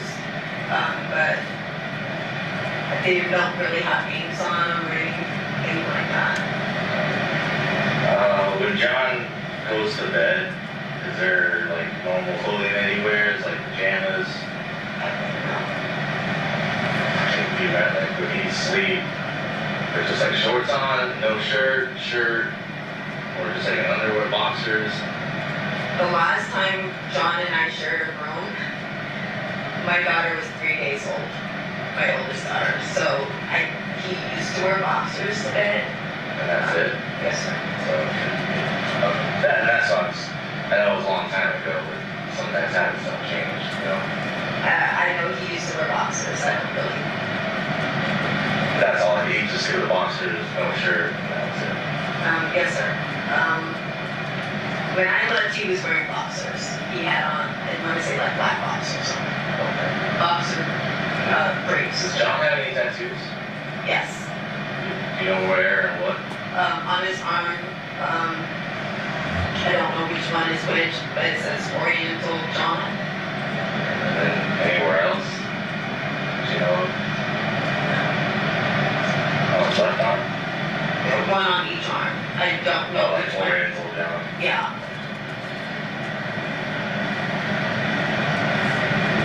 But he's had those as long as I've known him.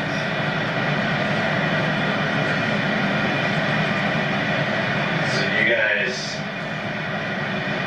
been moving his stuff out of here, or was it the girl stuff? Both. We brought all the girls' clothes and like the majority of his stuff last night. And how long have you guys been moving stuff out of the house? Last night. That's it? Yes, sir. He loaded everything up that he could and we just brought it over.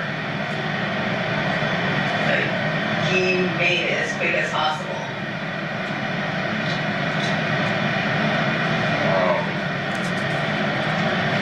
When you're saying Deviere was good with this arrangement, He was okay with it. I wouldn't say good is not his first option, but he understood. you're saying he understood that it benefited everybody. Yeah, it wasn't like there was a lot of animosity about it.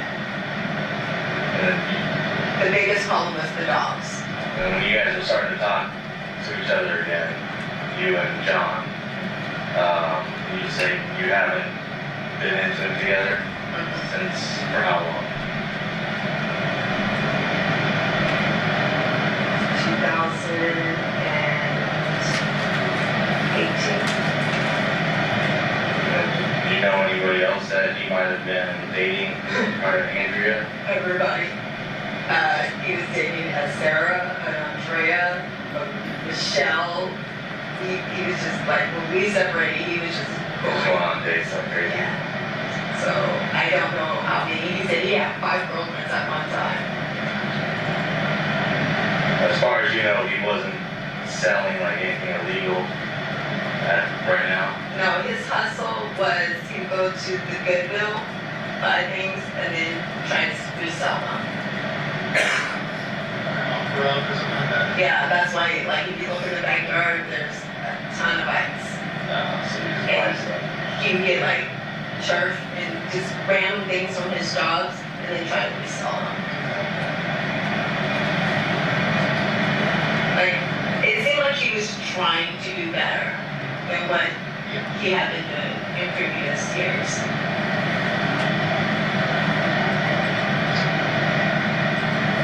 Were you guys hanging out at all? Because I know you were all day yesterday, but prior to that, was it like a regular thing you guys would hang out, or?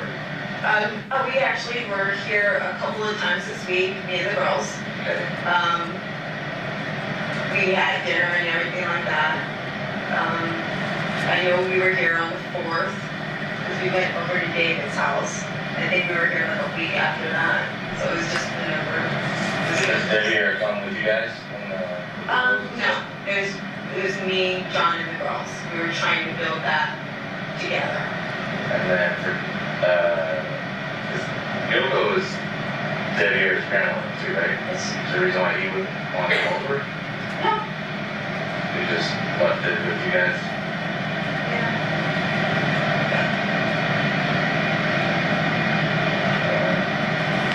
Any additional questions? Does that practice? Okay. Well, we have your phone number, so if there's anything extra that we need to talk to you about, we'll give you a call. Okay? Only thing I said, Motion 1243, and that's it.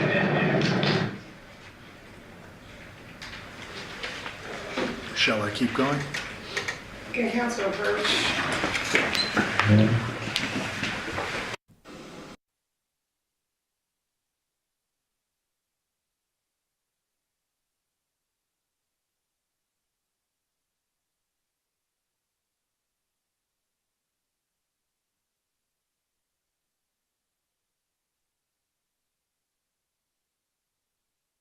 Take our lunch recess. During this recess, you must not discuss or communicate with anyone, including fellow jurors, in any way regarding this case or its merits, either by voice, phone, email, text, internet, or other means of communication or social media. You must not read, watch, listen to news or media accounts or commentary about the case. You must not do any research, such as consulting dictionaries, using the internet, or using reference materials. You must not make any investigation, test the theory of the case, recreate any aspect of the case, or in any other way investigate or learn about the case on your own, and you must not form or express any opinion regarding this case until it's finally submitted to you. Ladies and gentlemen, it's 1 o'clock. We'll be in recess till 2:15. All rise for the jury.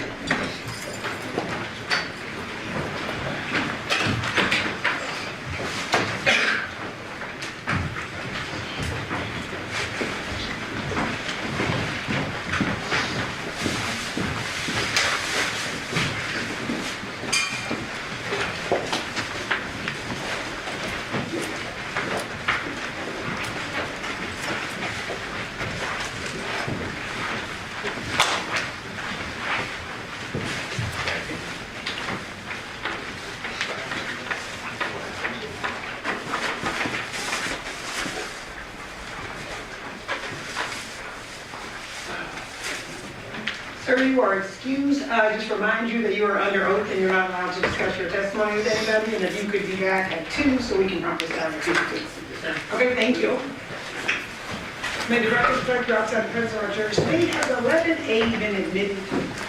You showed it, but apparently we don't have it as actually being admitted. It was in the stack. I may have not said 11A, but there was no. To 11A? There was no objection. Okay, 11A is there. All right. Anything we need to do outside the presence? No, Your Honor. All right, we'll be back to the team.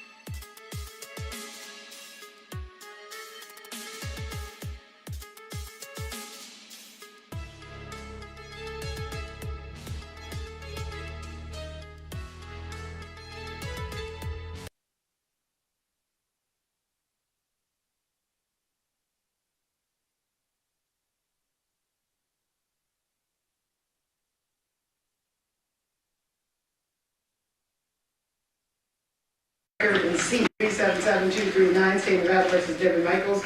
May the record reflect that Ms. Michaels is present with her attorneys, deputy district attorneys on behalf of the state. May the record reflect we are outside the presence of our jurors. State.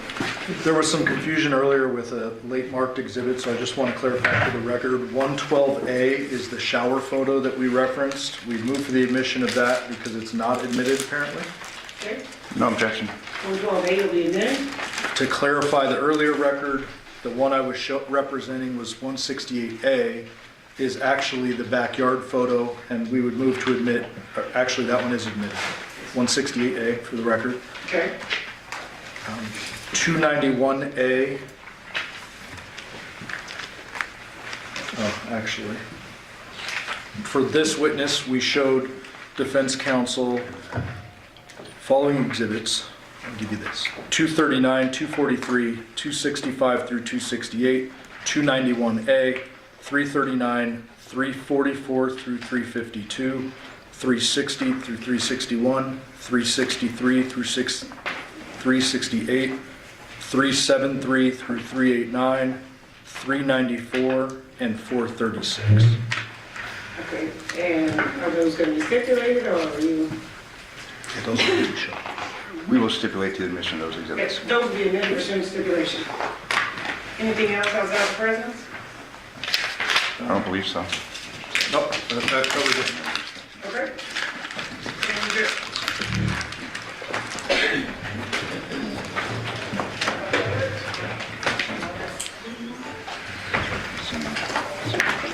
All rise for the jury.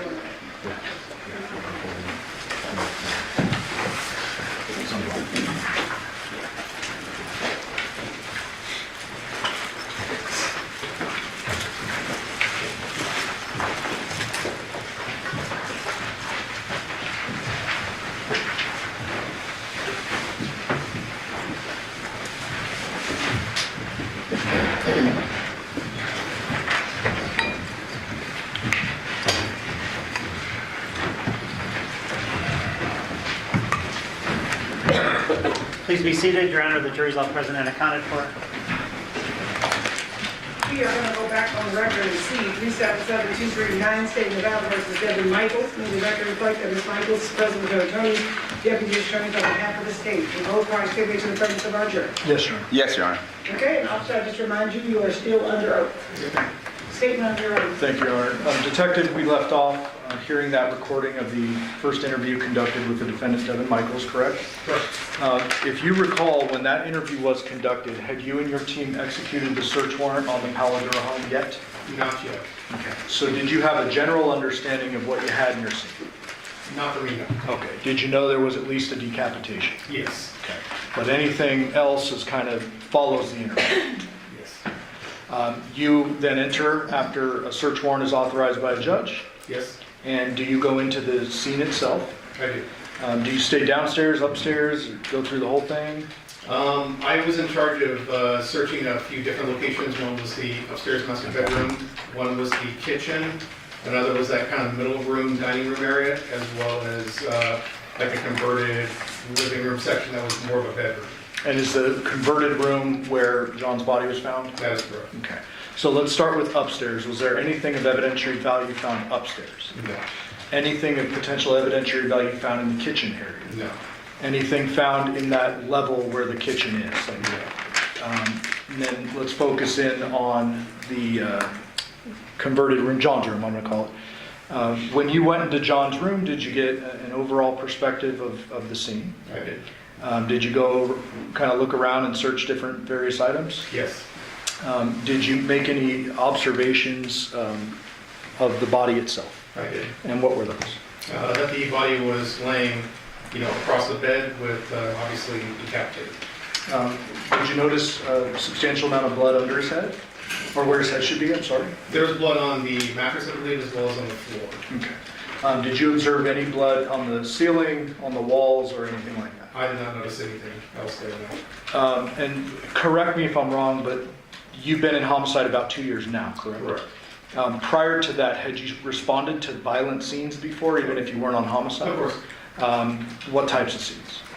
I spent close to 9 years in canines, so we went to a lot of different violent calls, obviously looking for suspects that had fled, obviously in patrol work and things of that nature. I was also an officer in charge for a while, so obviously responding to like your typical patrol calls, violent crime scenes, suicides, anything of that nature. Okay. Did you make any general observations about the blood situation in this particular scene? It looked a bit localized around the actual body. What do you mean by localized? As far as like the pool on the mattress as well as underneath, but nothing like you mentioned as far as like on the ceiling or anything like that. Just so I can clarify, did you observe any blood staining or patterning or dragging or anything other than in that small area around the bed? I did not. Anywhere near the front door, the garage, the back door, anything like that? No. Okay. Did you observe any of the victim's personal belongings, such as his wallet, his truck keys, his phone, or his social security card within the scene? I did not locate those items, no. Did you observe any weapons that could have been used to do this crime? Obviously, there's going to be kitchen knives and things of that nature, but nothing that was obvious. Yeah. Nothing in the room? Not that I located, No kitchen knives in the room? Not that I recall, no. You're referring to the kitchen knives in the kitchen? Yes, correct. Any of those, did those have any apparent blood on them or look to be No. dirty, I guess? Okay. When, at some point in the investigation, do you get called out to execute a search warrant at a different residence? I did. Where was that? That was going to be at, I believe it's 5510 Porcupine Road. Showing you what's been admitted as 8. Do you recognize this generally? Yes. And what does this appear to be? That looks like, obviously at the top is going to be 5510 Porcupine Rim Street. And then down at the bottom, it appears to be the Paula Victoria address, I'm assuming. Okay. And the information on the left, does that look like just a general Google mapping? Yes. And it appears here that there are a couple different routes you can take, but overall it's about 32 to 36 minutes between the two via a vehicle. Yeah, it looks like that appears to be what the route says. And this particular route that's highlighted, it says 25.8 miles. Is that fair? Yes. If you can see that. And this Paladura scene within your jurisdiction in Henderson?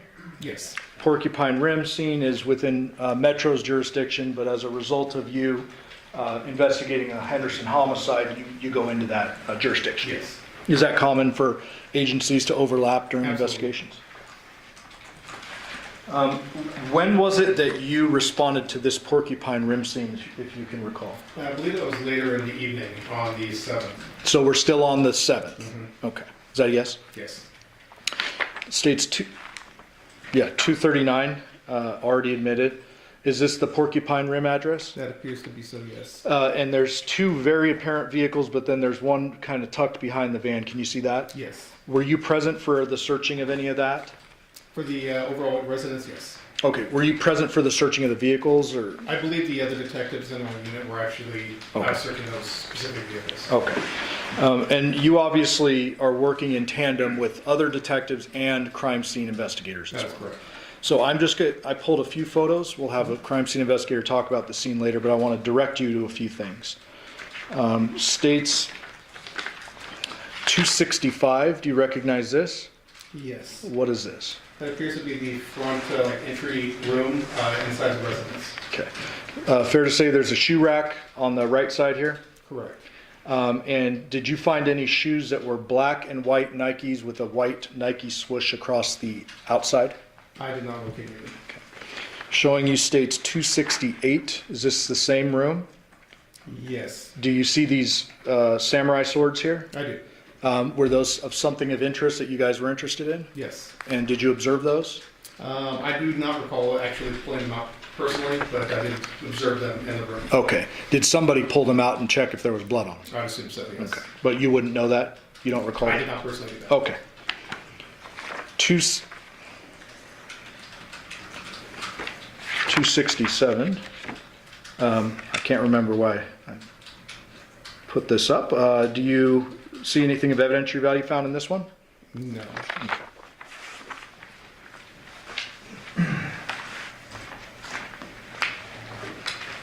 291A. Did you participate in any of the upstairs searching? No. Oh, okay. Do you recall ever having found you or anyone on your team black and white female-sized Nike shoes with a white swoosh along the side? No, I don't recall it. No. Did you participate heavily in the search of the main bedroom? The downstairs master? Yes. Correct, I did. Tell us generally what your observations were of that bedroom. Appeared to be like the largest bedroom in the house. That was downstairs. It was cluttered with lots of different clothes, papers, electronic devices, things of that nature. And during the course of your search warrant, are you looking for particular items that are authorized by the judge? We were. And then if you come across something that was not originally expected or authorized, what is the procedure then? Well, typically we'll obviously take note of it and identify it and contact the lead detective to determine what course to take on that point. Okay. In this particular case, were you looking for any items associated with the victim? We were. And did you find some items associated with the I victim?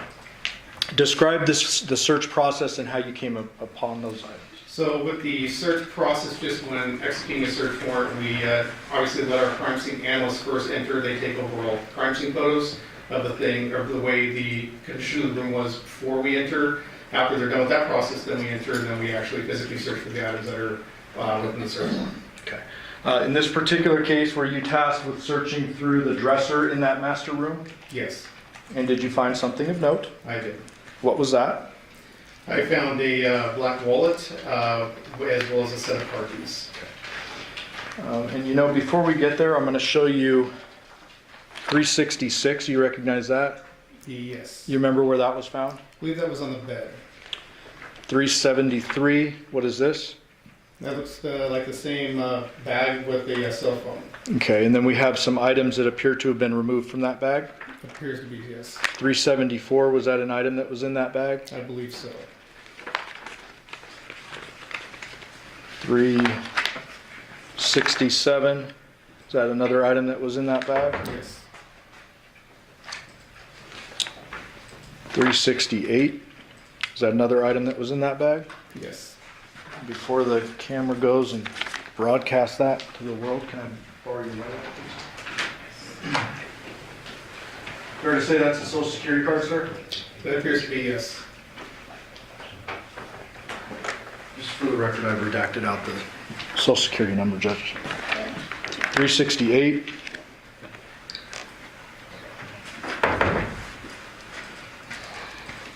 Can you read into the record the name on that social security card? The social security card says Johnathan James Willette.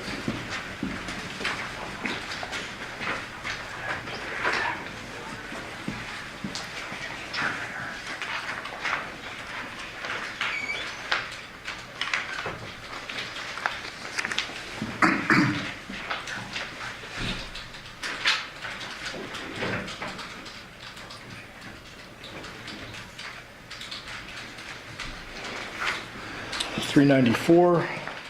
Is that the contents of that wallet? It appears to be. $395. The rear side of the contents? If you zoom out a little bit.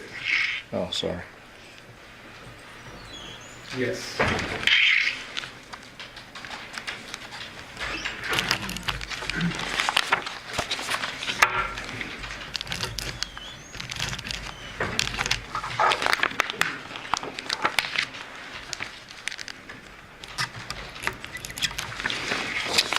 Um, 364, same wallet. This is the condition where it was actually found. Yes. 363, same thing, just showing a different angle of how the social security card was found. Yes.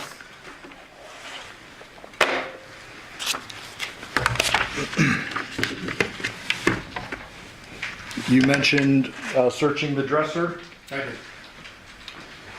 did. Showing you 344. You generally recognize this? I do. So tell us about the search and how you came upon this item, and was it in this position when you first found it? So when I first found it, it was actually in the top left drawer of the dresser in the back right corner, buried under like women's lingerie, underwear, things of that nature. The items which were actually the wallet as well as the Chevrolet keys were in a series of packs. So Like the wallet and the keys were in one bag, and that was tied off, and then that was in another bag, and so forth, I believe, for a total of 6 bags. Ultimately, do you document, you and other people document the process of unraveling those bags to see what's inside? 345, unraveling the bags? Yes. 346, unraveling the bags? Yes. 347, is this the innermost bag? I believe so. And I note the person holding it is wearing gloves. Yes. Is that you, do you know? More than likely, I believe it is. Okay, anyone who touched this bag within the scene, would they have been wearing gloves? Yes. And what's the purpose of that? Just basically prevent contamination of the crime scene as much as possible. Ultimately, is that last bag opened? I believe so. There could be one more. I don't. Okay, let me show you 348. Ultimately, I mean, every bag is opened. Yes. And what is inside? So that is a black wallet with Johnathan's driver's license in it, as well as a set of Chevrolet car keys. 349, a little closer image, it shows both those items. Correct. 350, there's the truck keys in there. Yes. 351, just a different angle of both items. Correct. And 352, that's the outside of the wallet. Yes. Ultimately, 436, that's photographed later, correct? I believe that was taken by a crime scene analyst somewhere else. 360, what are we looking at here? That would be the bed in that same bedroom. And what is this item here? That is a blue striped dress. 361, same dress. Correct. Appears there's a notebook next to it. Yes. Did that notebook contain anything? I don't know if it was that specific notebook, but there were various, I believe, notebooks in the area. Were there various notebooks and writings in the area? I believe so, yes. 335, does that show some of those writings? Yes. 336, is that zoomed in on the one in the center of the photograph? Yes.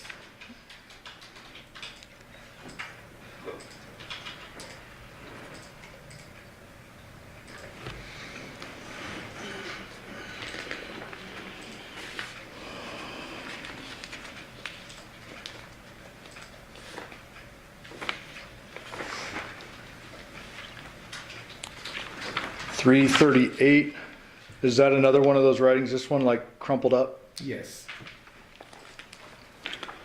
339, another one of those writings? Yes.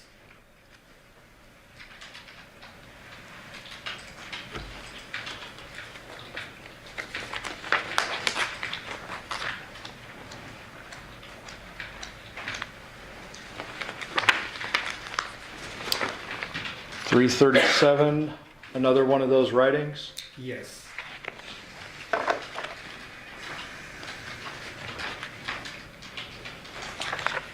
.376, another one of those writings? Yes. And this starts with, so it has been officially 3 days since Deviere and I have stopped talking. He doesn't really seem too phased. Yes. 337, another one of these writings. Correct. 378, again another. Yes. 379, another. Yes. 380, another. Yes. 381, another. Yes. 382, another. Correct. 383, another. Yes. 384, another. Oops. Yes. 385, another. Yes. 386, another. Yes. 387, another. Yes.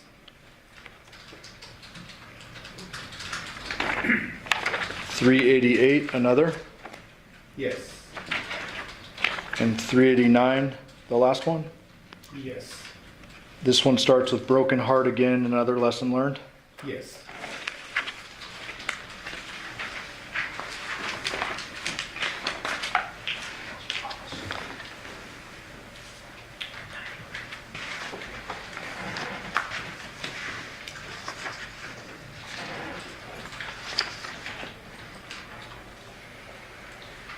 The following day, did you participate in writing a search warrant for some call detail records? I did. Do you remember which call detail records you were searching for? That would have been the Devyn's phone number, which was the 702-677-4430 number. Okay, and call detail records come from the cell phone company, right? Correct. And in that case, I believe it was AT&T. And other detectives will be better suited to talk about the contents of those, not yourself. Correct. You helped obtain them? Yes. Okay, I'll pass the witness. Carlos? Yes, thank you.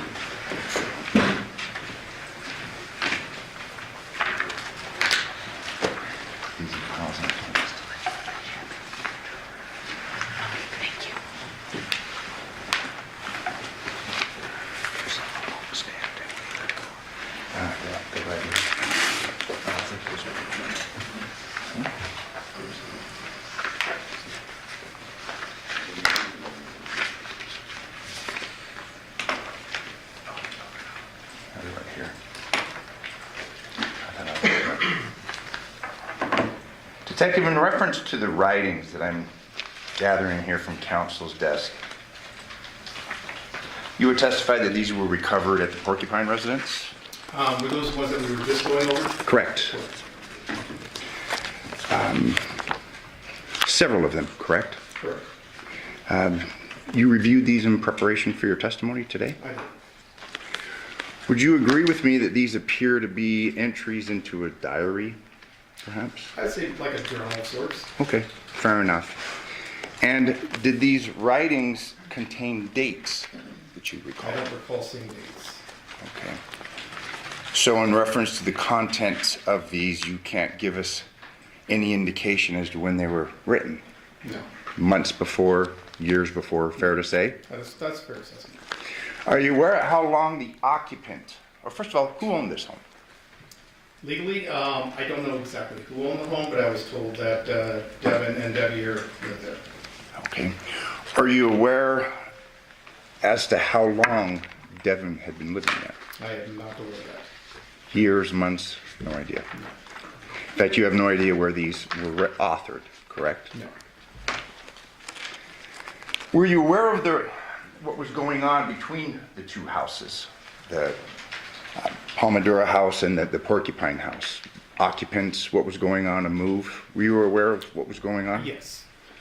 And based upon your knowledge, Johnathan Willette was moving into the Porcupine residence, Yes. correct? That's what we were under the impression.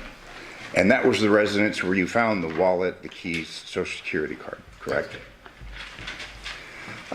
You'd agree with me that it appears that items had been moved in, they were out of place. I mean, the place was kind of messy and looked like a move. It did. Okay. Did you have, when you were at the Palmadura house, that house was in disarray as well, correct? I think that's a fair assessment. Fair to say that it appeared that the occupant, specifically Johnathan, was moving. Yes.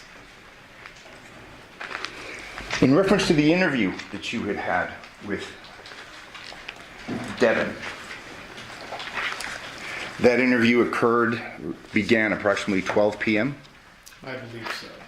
And that was at the Palmadura house, correct? Yes. In the general area. It wasn't inside the house, obviously, but it was out front. Okay. Fair to say that she had been summoned to the house and she had come? She did. Had there been a discussion that neighbors had called her or something, that she knew something had occurred? I got the phone number from one of the neighbors, and then I made phone contact with Devyn. Okay. And asked her if she would come and speak to you? Yes. And she came willingly? Yes. And she appeared to cooperate with you? Yes. She obviously was made aware that something bad had happened. Yes. And it concerned Johnathan. Yes. And she came and freely and voluntarily answered your questions. She did.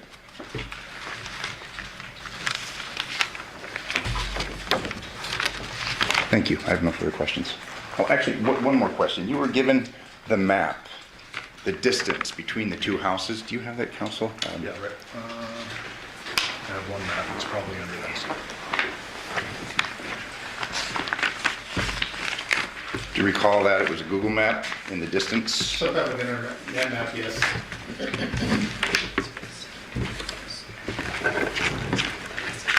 There was a time on that map, correct? I believe there was. Now, when Google calculates that time takes into account the time of day, correct? I'm not sure with Google, I'm more familiar with Apple Maps, like as far as on your iPhone, I know that it will typically account for traffic conditions. So the time, perhaps if that's pulled in the middle of the day, would be a different time, let's say that if it were pulled at 2:30 or 3 in the morning. Exactly, yes. I mean, fair to say that those distances and that, well, the distance would remain the same, but the time to go from point A to point B would presumably be less in the middle of the night versus Yes. in the middle of the day. And when you pulled that, or when that was prepared, are you aware of what time of day that was? I am not. Thank you. I have no further questions. Are you ready to say? Nope, thank you. Do the ladies and gentlemen of the jury have any questions for this witness? Okay, seeing no response, the deputy, you're excused. Thank you very much for your testimony here today.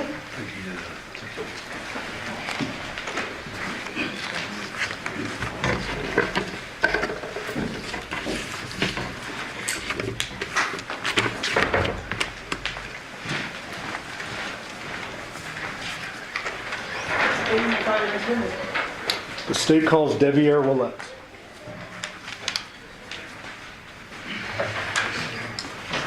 Deviere.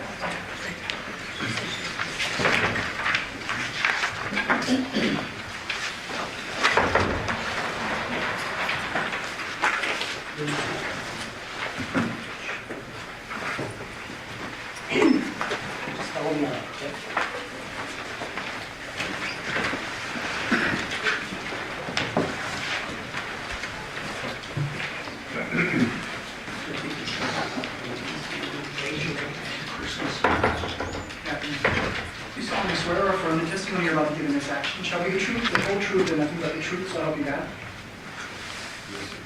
You have a seat. Sir, if you please state your full name and then spell it for the record. Deviere Willette, Can you spell that for us, sir? Deviere. Thank you, sir. Whenever you're ready, sir. Deviere, how old are you? 29, sir. I guess we just don't have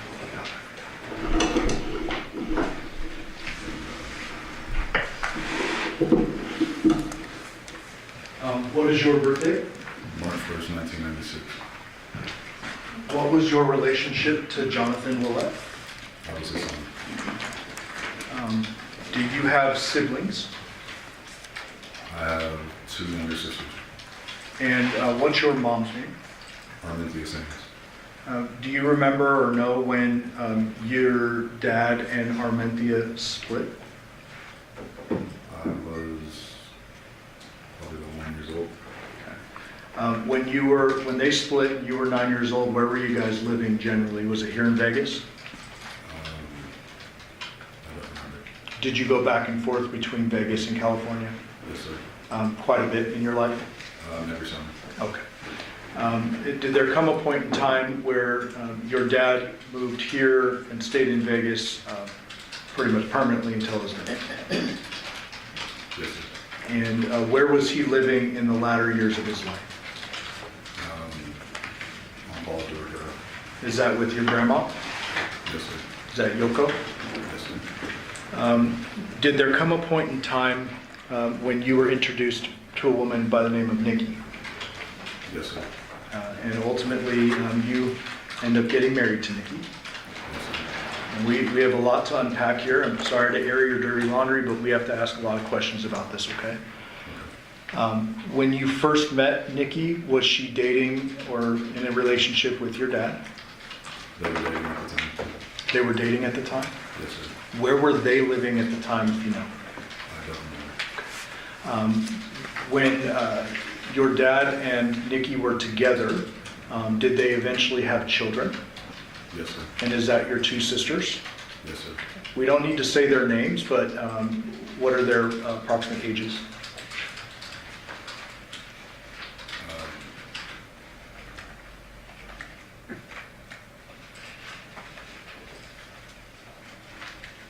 I don't know. Okay, that's okay.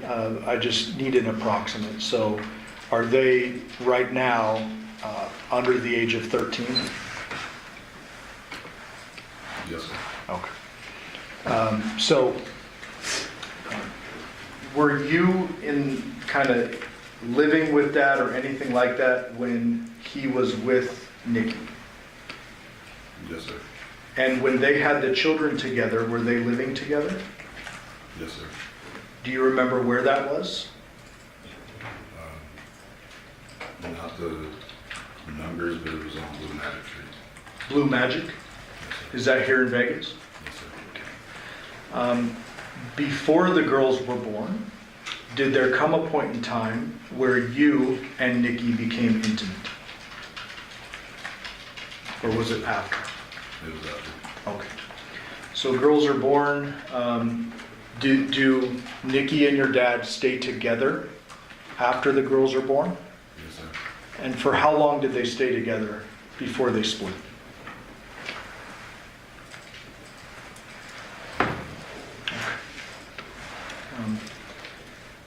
When eventually, after the girls are born, do you and Nikki enter into an intimate relationship?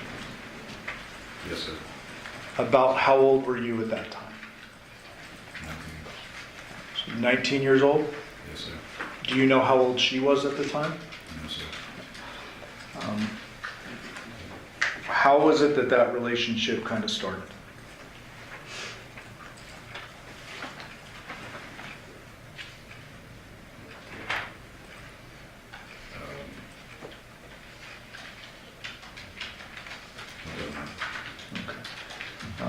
Do you remember who kind of, I don't mean to be crass, but like who made the first move or any of that? Okay, it was a long time ago, right? Yes, sir. While you were intimate with Nikki initially, was she still dating your dad? Or in a relationship with your dad? Yes, sir. Does it embarrass you to admit that in front of a bunch of strangers? Yes, sir. Did you continue being intimate with Nikki for an extended period of time? Yes, sir. Do you know if your dad found out about the intimate part of your relationship? No, sir. And I'm not going to say it a bunch of times, but when I say intimate, I mean sexual. We agree there? Yes, sir. Okay. Did there come a point in time where you all three lived under the same roof? Yes, sir. And was that the Magic House? Yes, sir. And is that when the relationship, intimate relationship started out? Yes, sir. Okay. Now, tell me if you can remember, when is it that any of you three move out of Blue Magic? Like, we need to get a sequence of events. Did you move out first? Did they split and move in different places? Or can you remember that for me? I moved out first. Where did you move to? I moved back to California. And where did you stay in California, if you remember? 187 Poppy Circle. Was that with other family? Yes, sir. Okay. Eventually, do you move back to Vegas? Yes, sir. Do you remember what year that was? No, sir. Okay. When you do move back to Vegas, after moving to Cali, you move back to Vegas, do you move in with Yoko at the Paladura address? No, sir. Where did you move that time? Back to the Blue Magic House. Okay. Did you then leave back to California for a second time? Yes, sir. Okay. And while I stepped one step too far ahead, when you moved back to Vegas the first time, you moved into Blue Magic. Who was living in Blue Magic? My father, Nikki, Samantha, and Jeanette. The two girls? Yes, sir. Okay. Was there some kind of discussion with Nikki at that time about being pregnant? Yes, sir. Describe that for the jury. I moved back to California, and I was told that she was pregnant with my child, and if I didn't move back, she was going to have that child. So she tells you this? She told me that. So you had gotten out of the situation back in Cali, and you, I presume, talked to her over the phone or something? Yes, sir. She tells you she's pregnant, it's yours, and unless you come back, she is going to have the child. Yes, sir. What did you do in response to that?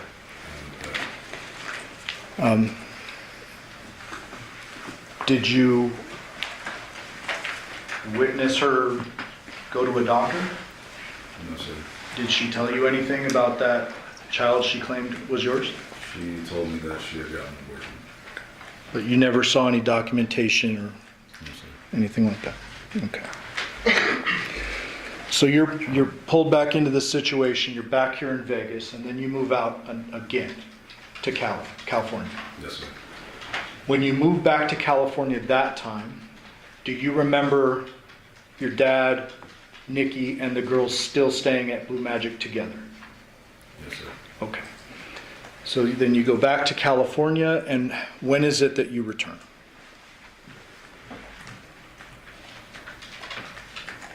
A couple of years after that.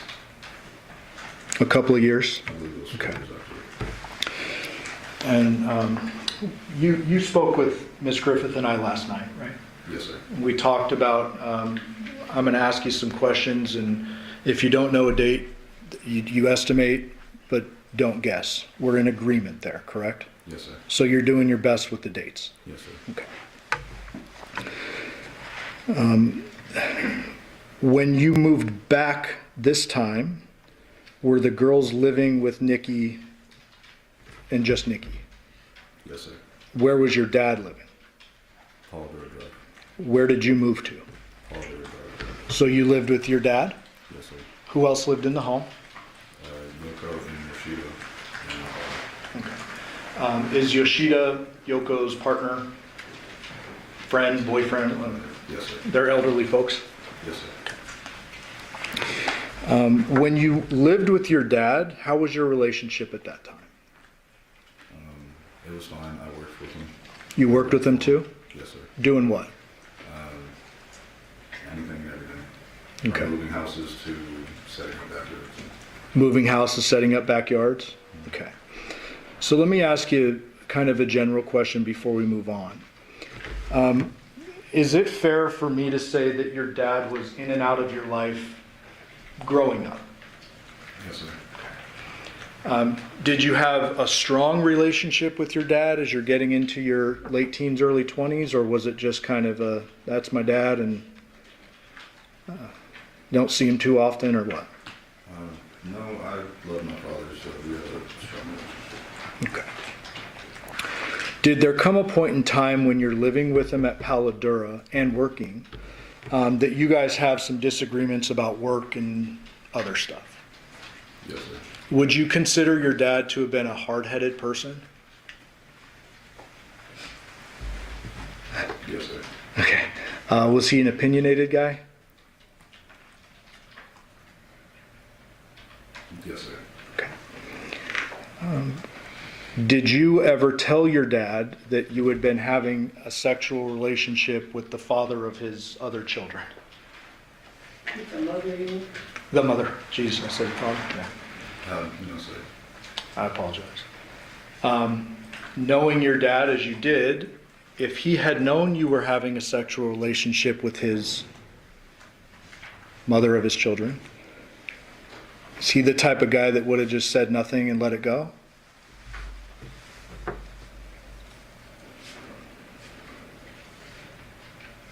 Yes, sir. Okay. So you never tell him. I don't want to ask an obvious question, but why not? I couldn't build up the courage to do it. Okay. Eventually, do you move out of the Paladura? Just 1 second, Mr. Chairman. You can't hear him? Okay. And I'm sorry, sir. Your voice is just, thank you so much. Your voice is just really soft. So keep it. And we're going to see if we can figure out this.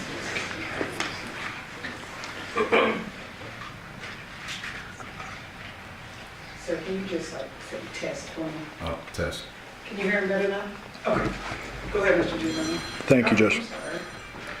Oh. I can hear Nobody can be held in contempt. All right. I'm gonna keep that one in the back pocket. So you eventually move out of Paladura. Yes, sir. Dad stays, Yoko and Yoshida stay. Yes, sir. Where do you move? To 5510 Porcupine Rim Street. Did you move in with Nikki? Yes, sir. And I've been saying Nikki. Did you know Nikki by several different names? Tracy, Devyn, and Nikki. Those three. Tracy, Devyn, and Nikki? Yeah. Okay. Is Devyn spelled Devyn? D-E-V-Y-N? Yes, sir. Okay. Did you, after moving out of Paladura and into Porcupine Rim, resume your sexual relationship with Nikki? Yes, sir. Were your sisters living there, or was there some kind of custody arrangement? Or was that later? That was later. Okay. So when you first move into Porcupine Rim, can you give us a date, a year, an approximate year, anything like that?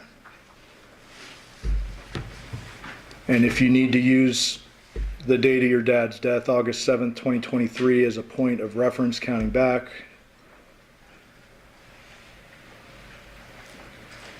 Probably 2020. Probably 2020? Actually, I don't know. Okay. So you live at, can we agree that you live at Porcupine Rim at least a couple of years with Nikki? Yes, sir. Okay. And during this time frame, I'm going to ask you some very specific questions. Did there come a point in time when the family court became involved in the custody of the children? Yes, sir. Did Nikki lose custody of the children? Yes, sir. Was this before or after you married, if you remember? After. So after you married Nikki is when the custody thing happened. Yes, sir.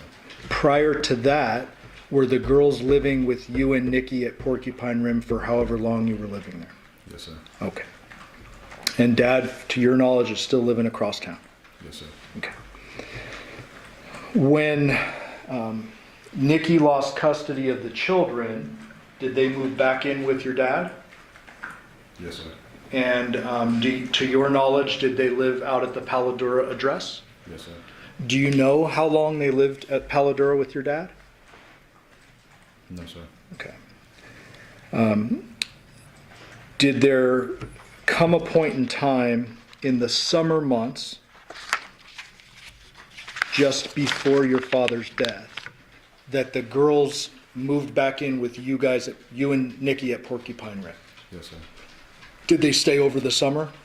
Yes, sir. Did they have bedrooms there? Yes, sir. And where were you sleeping at the time? The master bedroom downstairs. With Nikki? Yes, sir. Okay. Were there times that you slept on the couch? Yes, sir. Okay. Did your sexual intimate relationship continue throughout the course of this time period? Yes, sir.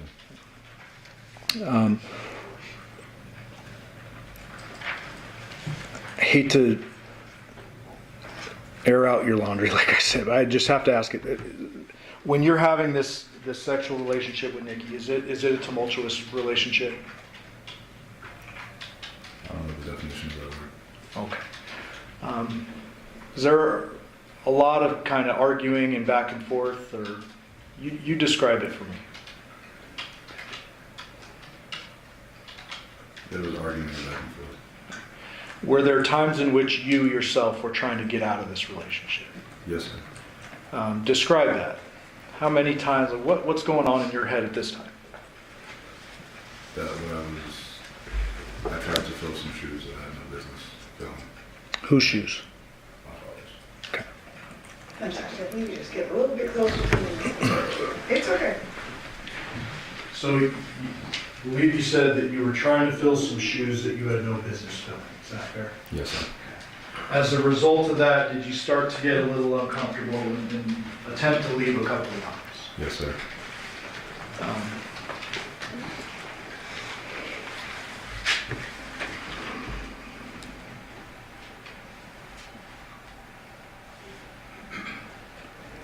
Did there ever come a point in time, and I want to be precise here, prior to you learning of your dad's death, that you learned he was going to move in to the Porcupine Rim address? Prior, no, sir. So you didn't know he was going to move in prior? No, sir. Okay. Did you learn that at some point after? I learned after the death when my grandmother was telling me about it. Okay. Did you talk to your grandma like on the 7th? The day after, yes, sir. Yeah. Okay. So I want to now bring you to August 6th, okay, 2023. On that date, were you living at the Porcupine Rim address? Yes, sir. Were the girls living there? Yes, sir. Was Nikki living there? Yes, sir. Do you know or remember what you did during the day on August 6th? I had woke up and I went to work and I got a phone call from my grandfather saying that my dad was critically injured and Okay, let me clarify here. I'm talking about the day before you were notified. I went to work. Okay, so you work on the 6th. Yes, sir. Do you know what Nikki and the girls were doing that day? No, sir. Did there come a point in time after you get home from, oh, and I should ask you, did you drive a work van? Yes, sir. Is that the white one that was parked in front of the home? Yes, sir. Okay. There's another vehicle out front of the home. Whose was that? Not the Nissan Armada, but the little sedan. Oh, that was my vehicle, sir. Was that operable at the time? Yes, sir. And did you drive it? Yes, sir. Okay. The night of August 6th, you get home from work. Do you remember a point in time where you saw your dad at the Porcupine Rim address? Yes, sir. Describe that for the jury.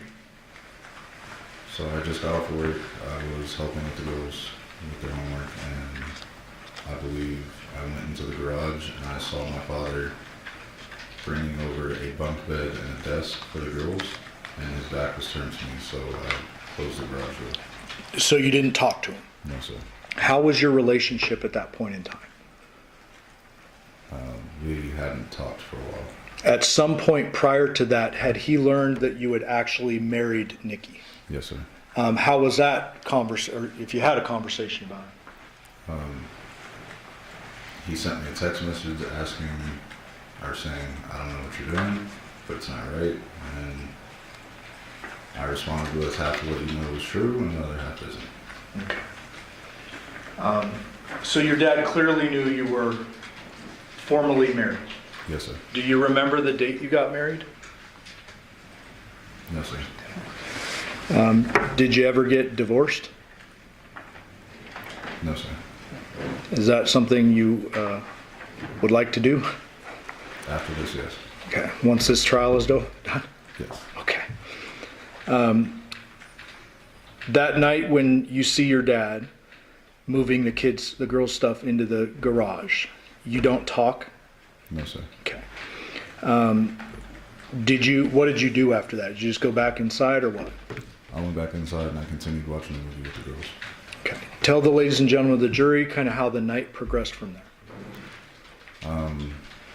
So I continued watching the girls, watching the movie with them, and Nikki had told me that she was going to go help John move some things, and I said okay, so I stayed at the house.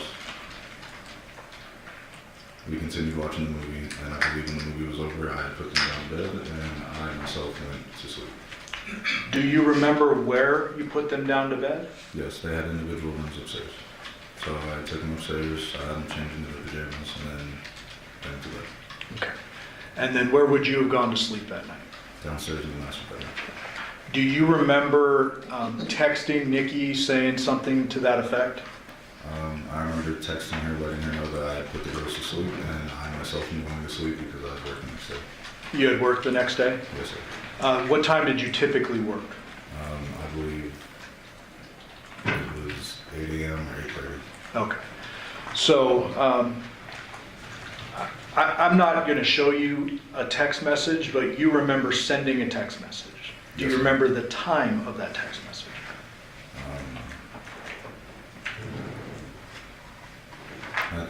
I believe it was 10 p.m. Okay. And so, after the text message is sent, do you remember receiving a response from Nikki, or you just go to bed? I just went to bed. And if I didn't ask you, where did you go to sleep? Downstairs in the master bedroom. The normal place you sleep? Yes, sir. When you went to bed, was Nikki home? No, sir. That would be why you sent her the text, correct? Yes, sir. Do you remember waking up at any point after falling asleep that night? I remember waking up around 2 to her getting into bed, and since I had work early in the morning, I didn't ask anything of it. I just looked over, I saw her, and I went back to sleep. This was, to you, a normal night, right? You would have no reason to ask her anything, right? No, because if they were moving things around, if they were just working through the night to try to get it all done. Okay. When you looked over, did you see anything out of sorts about her? I mean, I understand it was a normal night for you, but like, did you observe anything that was different? No, sir. Okay. Did you go back to sleep after that around 2? Yes, sir. Do you remember when you woke up the next morning? Yes, sir. When was that? Around 6 a.m. Tell the jury how that morning progressed. I woke up around 6 a.m. and I got ready for work. I'm usually the first one that's up, so I got dressed and I went to work. Do you remember seeing Nikki or the girls or anything that morning after you woke up? No, sir. Okay. And do you remember where your job was that day by chance? I worked at Hometronics, so I was all over the place in most days. Okay. And when you're working, do you drive the, work van? Yes, sir. When you're on your off days, do you drive the work van or the car? The car. Okay. So on this day, can we presume that you're driving the work van if you're doing a job? Yes, sir. Okay. So, I believe you said you work normally around 8:30. Yes, sir. At some point in time, do you get a phone call? Yes, sir. Describe that for the jury. There was a phone call from my grandfather saying that my father was critically injured and he's in the hospital. Okay. Okay. When your grandfather tells you that, what do you do? I proceeded to call my boss to take off of it. And did you learn a little more information from another family member after that? Yes, sir. What was that? That he had passed away, and I didn't get any information on how he actually passed away. It was just that he passed. Okay. So initially, the first call, critically injured, but you tell your work, hey, I got to go. You learn after that he's passed. Yes, sir. Well, I guess where do you go from work? Straight on. What do you do when you go home?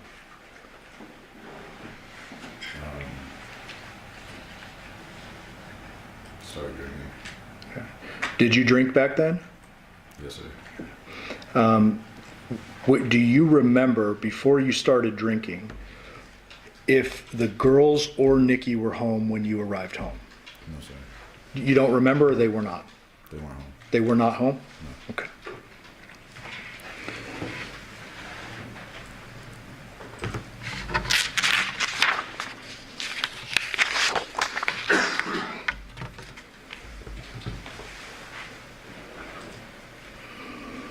On that date, August 7th, do you continue drinking after learning of your dad's death? Yes, sir. Do you remember the next time you saw Nikki? I don't. I drank myself to sleep for the next couple of days. Okay. So is it fair to say those couple days, after learning that on August 7th and maybe into the 8th, maybe the 9th, you're drinking pretty consistently? Yes, sir. Is it a bit of a blur for you? Yes, sir. Okay. At some point in time, do you remember police coming to the Porcupine Rim home? Yes, sir. And did they come inside and they do a full search and everything? Yes, sir. Do you remember what day that was? No, sir. Okay. I want to ask you some questions about items in your home. At the time you were working for Hometronics, correct? Yes, sir. You had the work truck. Yes, sir. I presume you had some tools. Yes, sir. Were there times in which you had saws and stuff like that? Yes, sir. Do you normally carry a saw, or is that something you use for particular jobs, or how does that work? I had a drywall saw inside my bag along with a screwdriver, a flathead, an electric drill, measuring tape, muffler. Okay. Is there a safe inside your home, or was there back then? Yes, sir. What was that safe used for? Guns. Did you have guns? Yes, sir. How many do you have, or did you have back then? 3. You're allowed legally to possess guns, right? Yes, sir. So you have 3 guns. Are they handguns? Yes, sir. And do you remember having them on August 7th, or was this general around that time frame? We've owned the guns for a while. Okay. Did your dad have guns too? No, sir. Okay. So you had guns, your dad didn't? No, sir. At least to your knowledge? Yes, sir. Okay.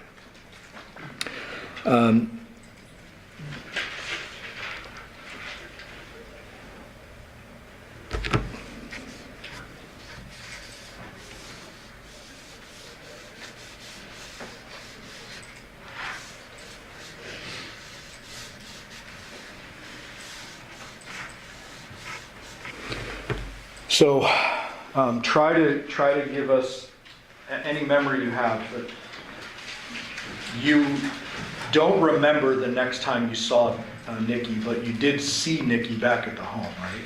Yes, sir. Do you remember her being there when the police came? Yes, sir. Okay, so at least when we can figure out from the police when they showed up, you know you saw her then. Yes, sir. When is it that you have any conversation with her about your dad's passing? I believe it was the night the night that I had found out. I was drinking heavily, and I believe she came home and said, "I'm sorry that this happened," and I kind of just wanted to be alone. Okay. You eventually, during the course of that search of your home, you're interviewed by police, correct? Yes, sir. And you understand that was recorded. Yes, sir. At some point in time, you give a lengthier interview, correct? An interview. Oh, yes, sir. And with that, you understand that was recorded as well. Yes, sir. You ultimately learn that Nikki is arrested, correct? Yes, sir. When is it, if you remember, that you learn she's arrested for the murder of your dad? I want to say a week afterwards, maybe 2 weeks. Okay. So somewhere in the range of a week or 2 weeks after the actual death. Yes, sir. In the interim, before she gets arrested and after your dad's death, do you remain at Porcupine Rim? Yes, sir. Do you question what happened to your dad? Yes, sir. Are there a lot of kind of unanswered questions you have during that time frame? Yes, sir. Did there come a point in time after her arrest that she contacted you from the detention center? Yes, sir. And Judge, we would move to admit 631, which is a recording of that contact. No objection. Thank you. 631 will be a minute.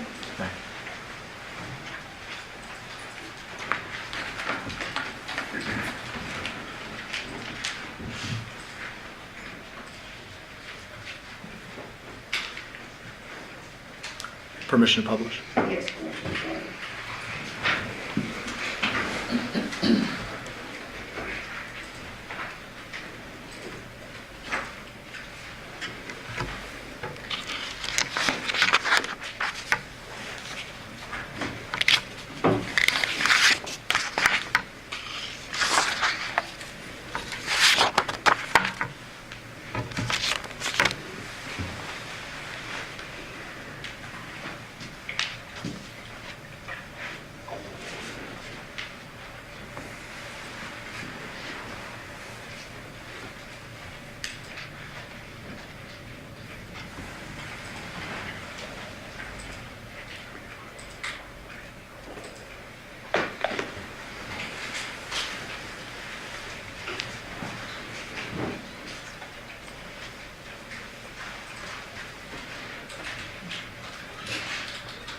Please call from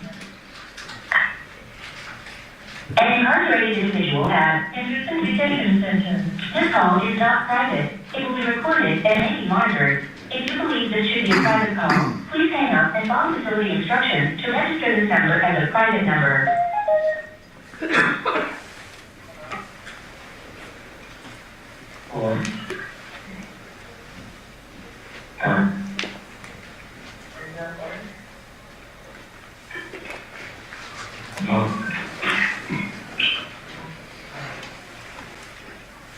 Can you hear me?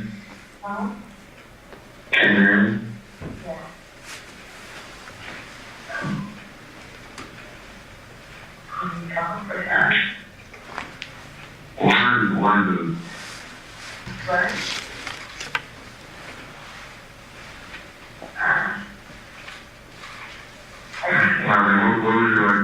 What would you like to talk about?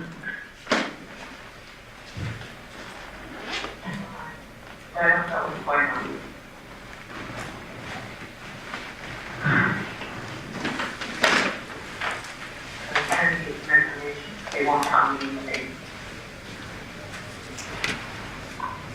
There's some news about you, and they're not very pleasant. They're holding me here while they look for evidence.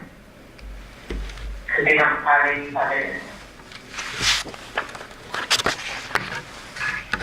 They have no murder weapon, no motive, no nothing. They're holding me here to find it. I'm pretty sure that they started. What? You sound like you should have been released already. I haven't gone to court yet. I go to court tomorrow.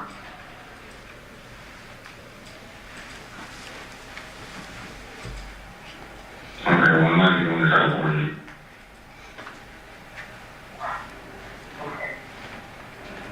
CPS at the girls. With my grandfather. Already gave him fingerprints so they can go with him, and we might go with you right here.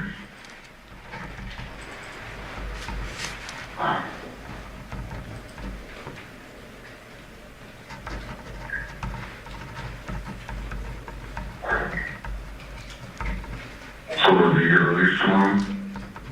I should.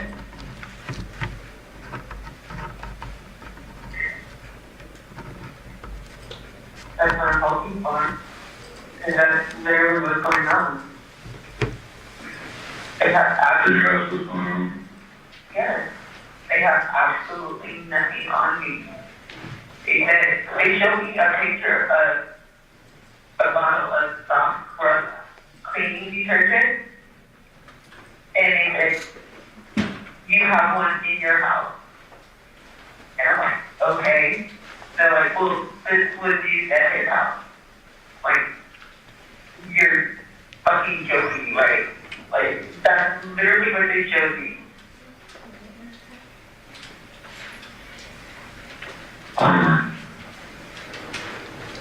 If you're getting released tomorrow, I'll leave without it.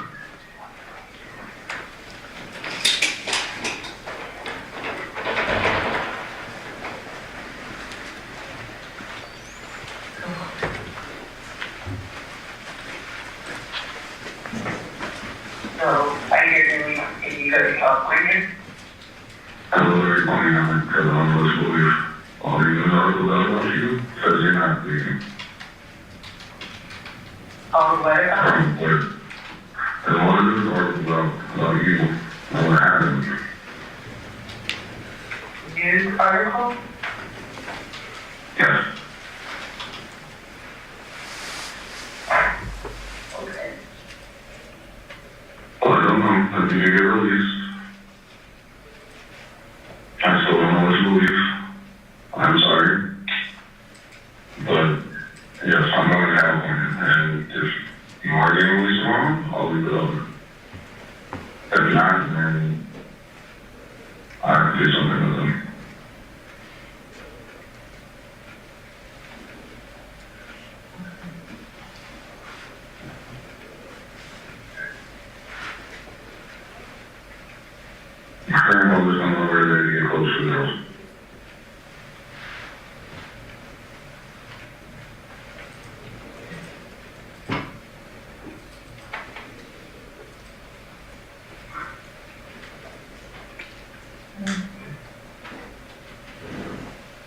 Okay.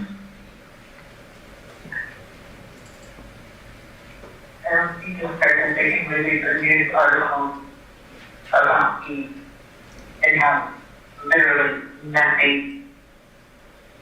One was so bad and points that you did it. The second one was very graphic and still points that you did it.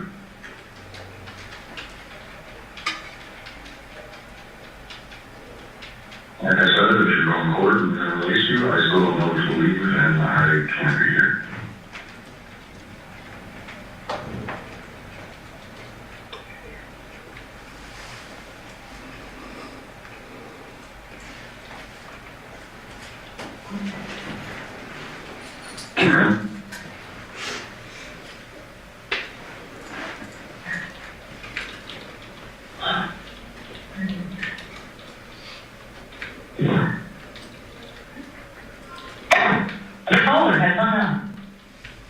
Deviere, you mentioned a couple of news articles there. Yes, sir. When was it that you first learned of the graphic nature of what happened to your dad after his death?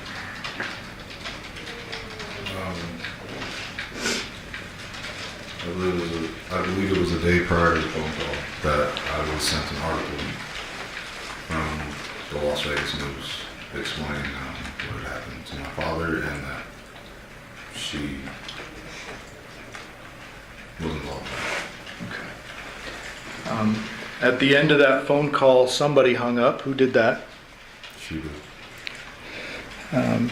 When you were telling her, I'm leaving to California, I'll leave the dog, did you already plan when all this kind of madness started to break it off? Yes, sir. Okay. Was that essentially what the jury just heard, your breakup conversation? Yes, sir. Do you remember if you ever talked again after that? We never talked again after that. Okay.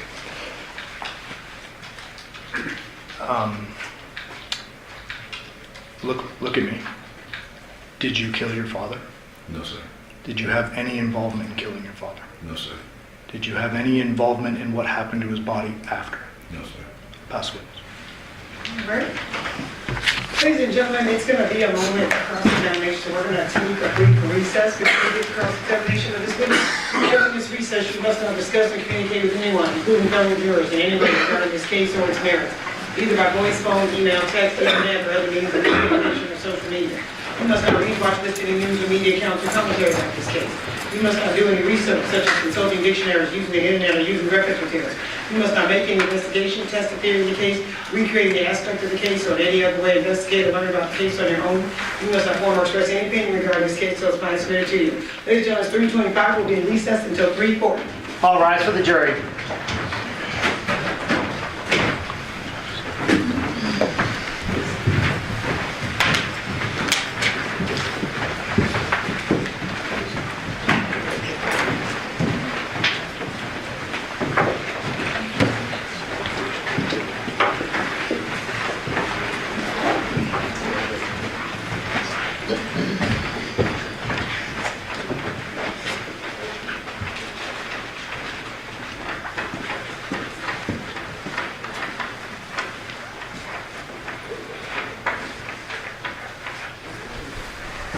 Let the record reflect that we are outside the presence of our jury. Sir, you are excused during this recess. I just remind you that you are still under oath, so you are not allowed to discuss your testimony with anyone, and so we'll have you back at 3:40. Okay, thank you.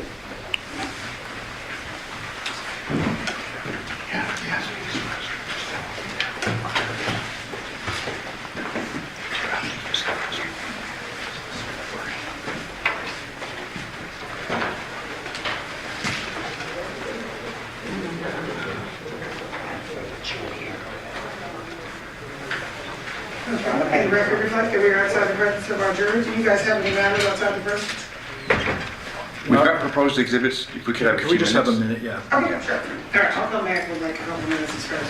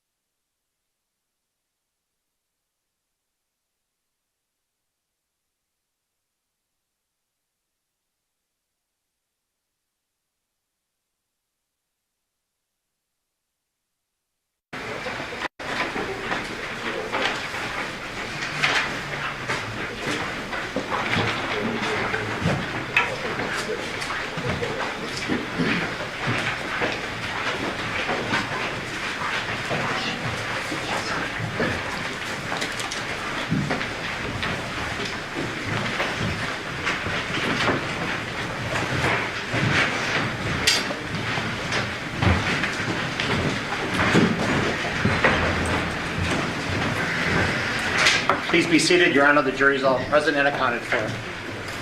We are going to go back on the record and see 3772239, State of Nevada versus Devyn Michaels. May the record reflect that Ms. Michaels is present with her attorneys, Deputy District Attorney on behalf of the state, and both parties stipulated to the presence of our jury. Yes, Your Honor. All right, and sir, I'll just remind you that you are still under oath. Okay, Mr. Duskin, are you ready? Mr. Willette, my name is Robert Draskovich. My partner, Mike Horvath, and I represent your wife. You and I have never spoken, have we? No, sir. You've never spoken with my investigator, Ken Hardy, have you? No. Investigator? No, sir. No. So this is the first time that we're actually having an opportunity to communicate, correct? Yes, sir. I'm sorry, sir, if you just get a little closer to that microphone. Thank you. You had testified today, fair to say, for the first time, that you had a relationship with your wife that went years back. Yes, sir. You'd been asked that by a lot of people, correct? Yes, sir. You'd been asked that before under oath, correct? Yes, sir. But you didn't tell the truth, did you?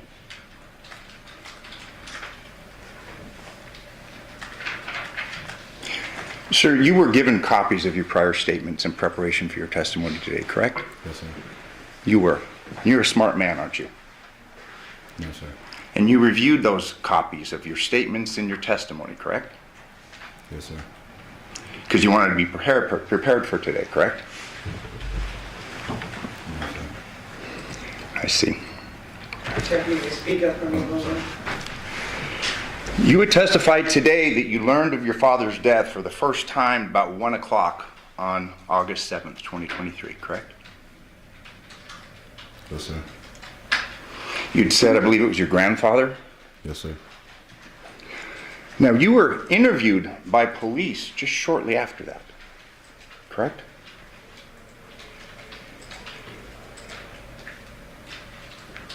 No, sir.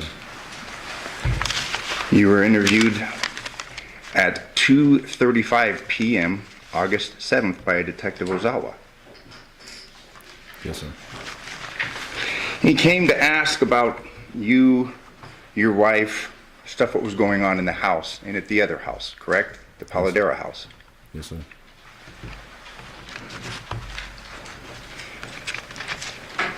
He asked you how you got along with your father, and you told him we never really got along, correct? Yes, sir. It's a little bit different than what you testified to today, correct? No, sir. It's the same, or it's different? It's the same. I worked with my father. I'm sorry, in this low voice, you can speak up, please. I worked with my father, so we bumped heads on a lot of things, but it doesn't mean that I didn't love my father. Okay, but the question is, how do you guys get along? And your answer is, we never really got along, correct? Only over work. I'm sorry, sir, you have to speak up. Only over work. Only over work. Yes, sir. Well, it was just a few seconds after that that you said that you knew he was going to move in there, correct? And you didn't want to talk to him when he was at the house. No, sir. On August 6th. You don't recall telling the detective that? I mean, you have this transcript that I'm going to start referring to. You referred to it and you reviewed it before and to prepare for today's testimony, correct? Yes, sir. I was told shortly after his death that he was going to move in. Then I didn't know prior to that. Counsel, I'm referring to page 4.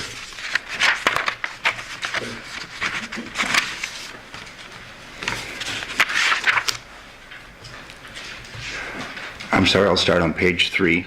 I did see him here when he was unloading everything into the garage, but I just didn't speak to him. You're asked, okay, is that you guys just don't get along or just? And then you stated, we never really did. And the detective says, okay. Correct? Yes, sir. And then you say, so not to cause any complications here, because I know he was going to move in here, I just didn't want to talk to him. That was after the death. But you're talking about, you saw him the day before, he's moving stuff in, and you're not going to talk to him because you know he's going to move in, and you guys don't get along. You were talking to the detective about what was going on in your head the day before, correct? No, sir. I was told that they were moving a desk and a bunk bed into the house for the girls. So when you're telling the detective on August 6th, I didn't go and talk to him because I never really got along with him. And I didn't want to cause any complications here because I know he was going to move in here. I just didn't want to talk to him. You're now under oath saying that meant something else? No, sir. I'm answering the question. I was told after my father's death that he was going to move into the house, but I had no idea prior to that. That's because you read your grand jury testimony, correct? No, sir. A little bit further down, same page. He wasn't really there for me, correct? I mean, you had resentment for your father, fair to say?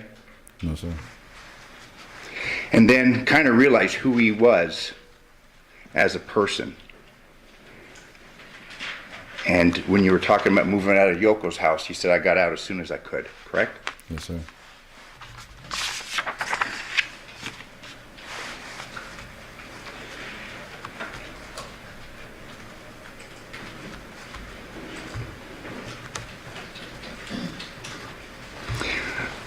Page 5, you're asked, and then I guess, so your mom tells us that he was going to move in here.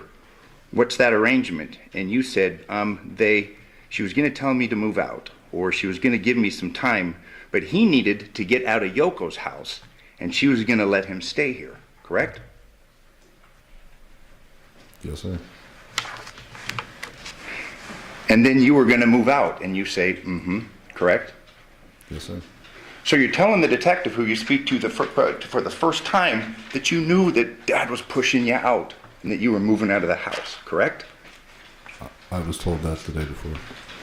Oh, so now, you said before, until after your death, now you're agreeing you knew at least the day before that your dad was pushing you out of the house, correct? No, I'm talking about the interview. So when I had the interview with Ozawa, that's when I found out everything prior to the interview. But you're talking about not talking to him the day before because you know you don't want problems and you know that he's moving in. That's right.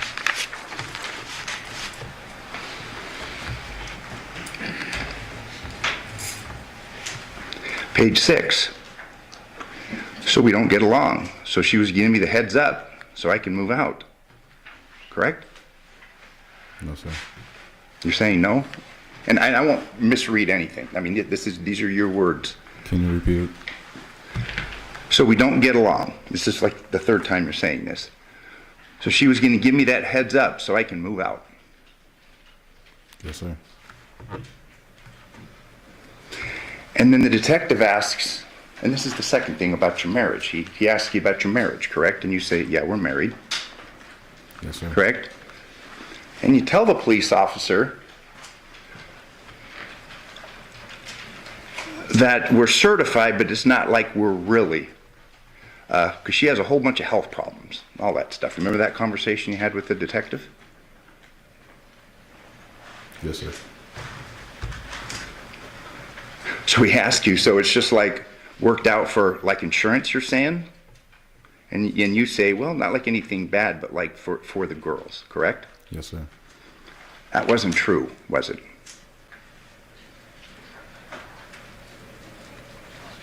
What you were telling the detective after you're saying that you learned for the first time that your dad's been murdered, what you told him about your marriage wasn't true, was it? I was also drinking that day, I don't remember. You've read through this transcript, you agree with me that you appear to be pretty coherent, correct? No, sir.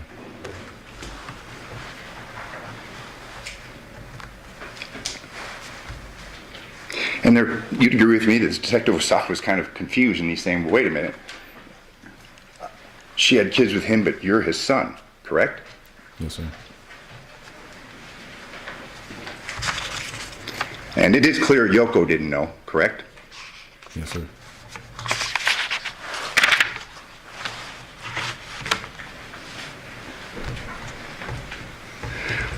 Page 7, detective asks again, trying to clarify this relationship and what's really going on. So he asks you, so I didn't know, but you're saying that you guys are married more out of convenience, not like you guys actually love each other. And you respond, yeah, we don't. It's not like that. It's out of convenience. Correct? Yes, sir. That was a lie, wasn't it? No, sir. So you're telling us that you were telling this detective the truth? Yes, sir. Then the detective asks you, but do you guys sleep in the same room? And you say no, correct?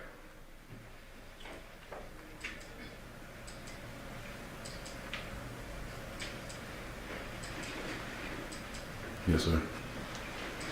You guys actually did sleep in the same room. You slept in the same bed, didn't you? Yes, sir. But when he asked if you two slept in the same room, you said no, correct? Yes, sir. Then he asks you, are you guys intimate at all? And you say no, correct? Yes, sir. That wasn't true, was it? No, sir.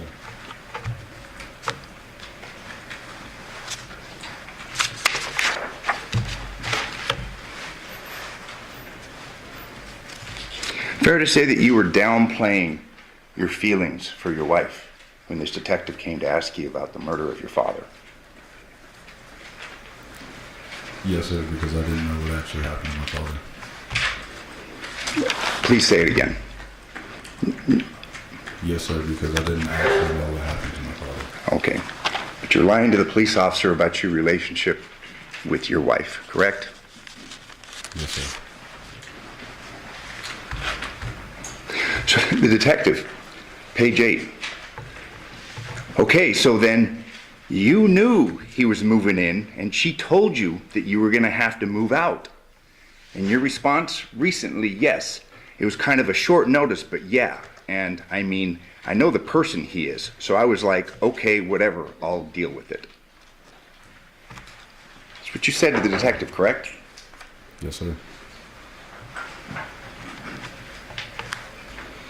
And the detective follows up. Okay, and that's you were going to move out. Did he knew that you lived here, or didn't know that you lived here? And you respond, no, he knows I live here, correct? My father? Yeah. Who? Yeah. That I lived in Vegas? No, that lived in that house. The detective asking, does he know that you live here? And you say, yeah, he knows I live here, correct? Yes, sir.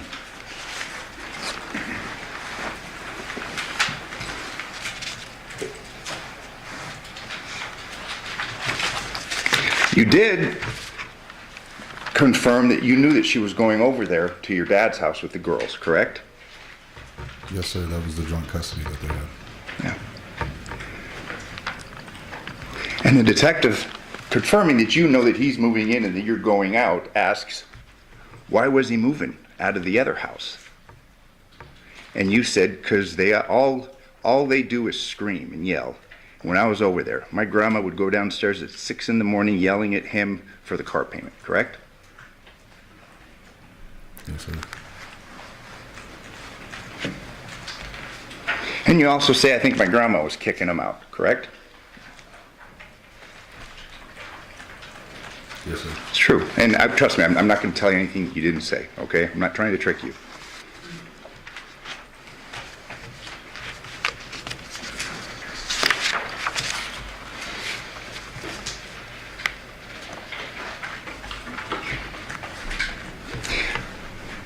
You're asked, page 10 by Detective Ozawa, bottom of the page. Okay, so then, how long has, I guess, it been planned for them to move John in over here?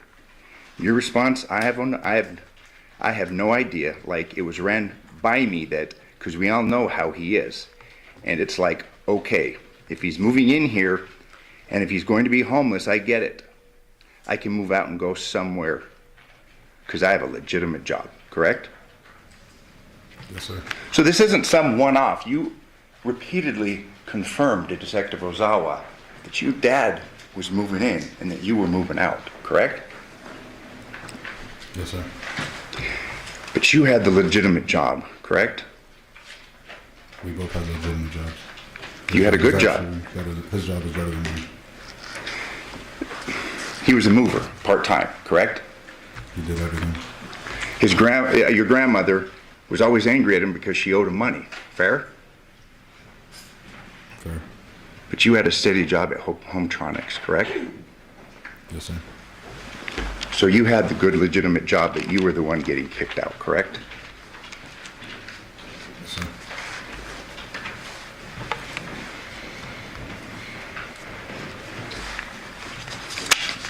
In fact, you go on to state that you're a technician for Hometronics, correct? Yes, sir. And that you do security systems, correct? Yes, sir. And you install entertainment systems. Yes, sir. You told the officer that you'd been doing that for about 2.5 years. Fair? Yes, sir.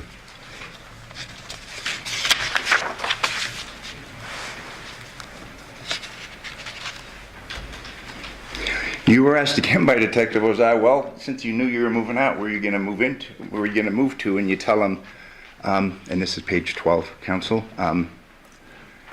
yeah, like I have some friends down the street that I could roommate with, correct? Yes, sir. It made you angry, didn't it? Yes, sir. I mean, you've been in this house with your wife, your dad's moving in, and you have to leave. You're telling us that didn't make you angry? No, sir.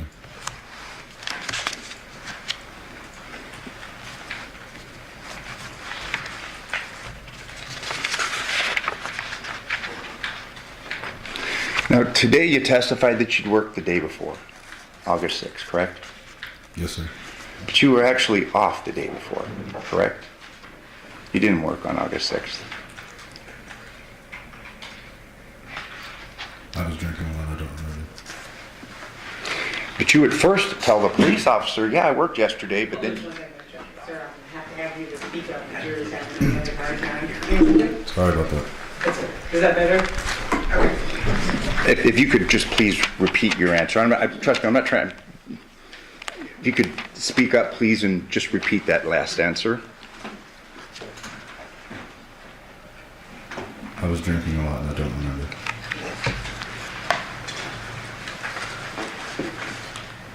But you actually made the same mistake and initially told him, I was working yesterday, but then you corrected yourself, correct? Yes, sir. So you really weren't drinking that much. Because you at first said, well, I worked yesterday, and then you said, oh, actually, you know what? It was my day off. Correct? Sundays are your days off.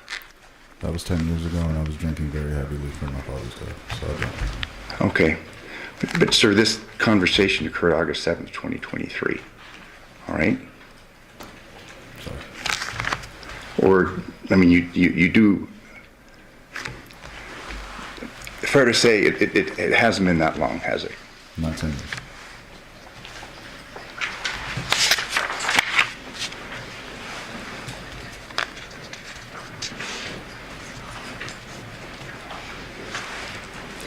In reference to the day before, August 6th, and you seeing them moving in, okay, because you actually didn't work the day before. You said, I heard the door open. I thought one of the girls opened the door, so I came down and looked out and saw him unloading stuff. And I was like, oh, all right, whatever. So I closed the door, just didn't hear it, correct? Yes, sir.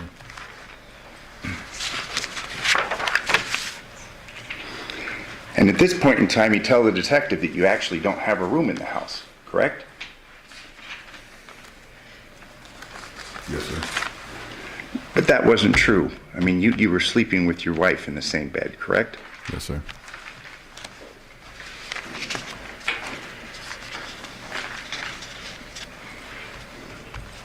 You said that your guy is a hot-tempered guy, correct? That's who it is? His father. Okay, you said your guy. Yeah. You said he's like a hot-tempered guy, correct? Yes, sir. You said he had no filter, that kind of a guy. Yes, sir.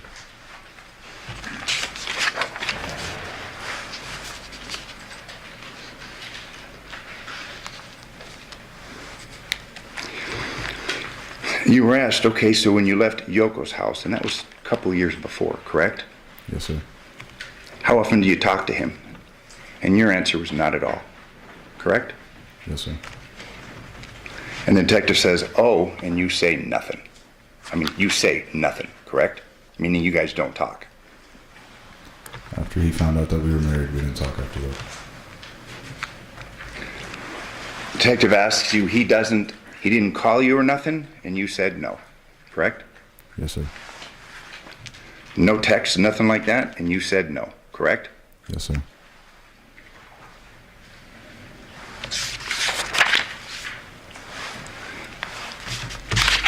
The detective then asks you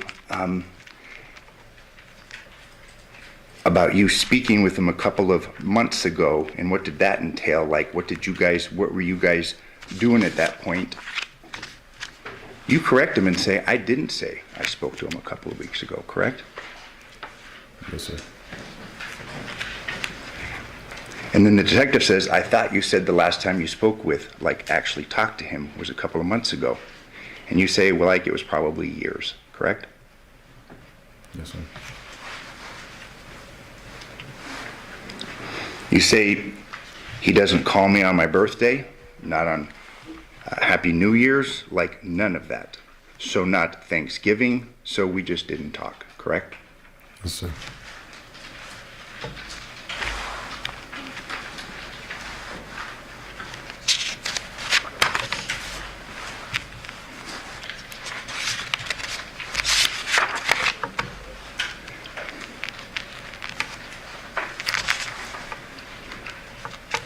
And then you're asked by the detective, counsel is on page 18, is there anything you can think of that you haven't told me that you think might be important for us to know? And you say, correct?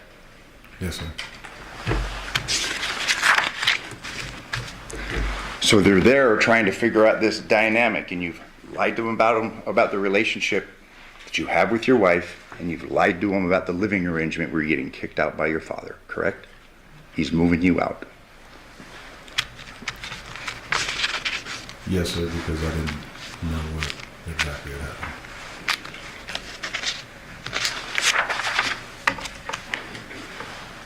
You did say that it was kind of a shit show at the other house, correct? Yes, sir.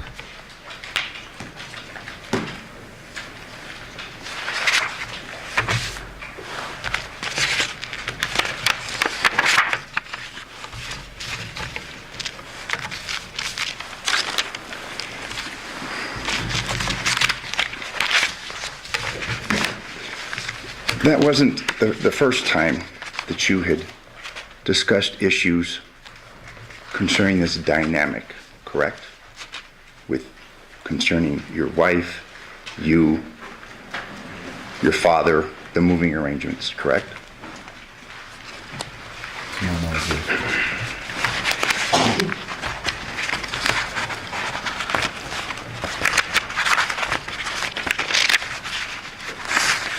You were interviewed another time, correct? By another officer. And you reviewed that in preparation, the transcript, in preparation for your testimony today.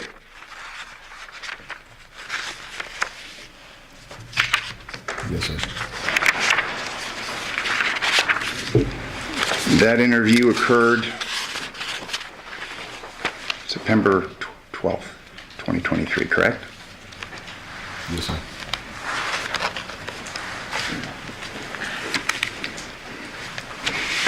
And this detective now, after speaking to you, and it's a little bit into the interview, tells you, well, you know, you weren't the main suspect. You know what I mean? This is, meaning the situation is a little different than hers. We're here to, you didn't do it, to clear you, correct? You recall that conversation? When was this again? I'm sorry? When did this conversation happen again? September 12th, 2023. Yes, sir. Remember that? I mean, you're there being interviewed concerning being a potential suspect, and you remember the date, correct? Yes, sir.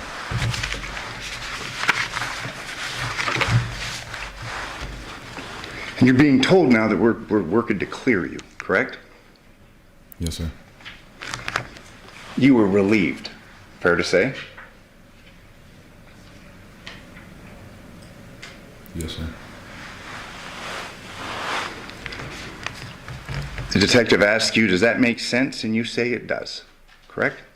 Yes, sir.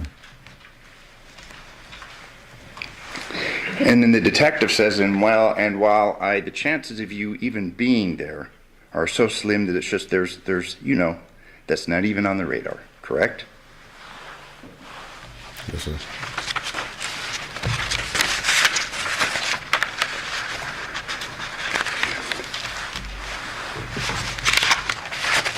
I mean, you had told law enforcement that you weren't close to Devyn. You didn't really have a real marriage. And things aren't that bad with your dad, and you're basically being told, hey, it's good. You're good, correct? Yes, sir. In fact, you're left there sitting for a little while, and the room's being recorded, and you say, this is going to be a fucking Netflix series, correct? I don't remember that. I told you that you said that. Would you have any reason to disagree with me? I'm just letting you know I don't remember. Okay. Sir, you can just keep it. Oh, sorry.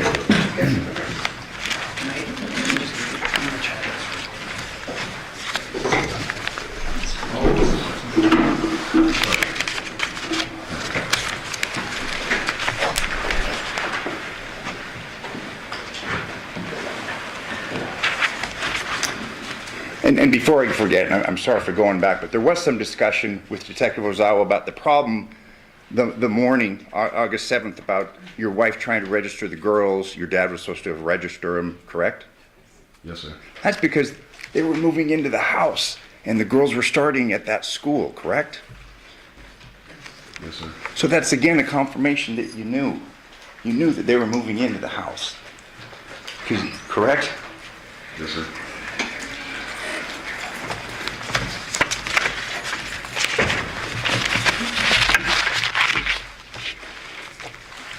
You testified before a grand jury, a little different room, but you were put under oath and you were called as a witness on September 14th, just a couple days after that last interview, correct? Yes, sir. And under oath, you testified, like you did initially today, that you were unaware that your father was moving into the house, correct? Yes, sir. And that it was something that you had learned after your father's death, correct? Yes, sir. And that there were no discussions about you potentially moving out, correct? Yes, sir. In fact, that's exactly what you said, no, sir. There was never a discussion and you said no, sir, but there were multiple discussions, correct? To what I can remember, yes.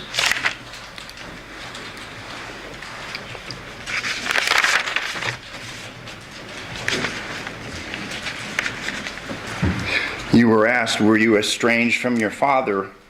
And you said, we didn't get along, correct? Only while working, sir, yes. I'm sorry? Only while we worked together. So you're still saying you guys got along just fine, but it was just work related? Anytime I was with him, I had a good time. I see. But you guys don't text, you don't call, correct? Not after he found out I was married.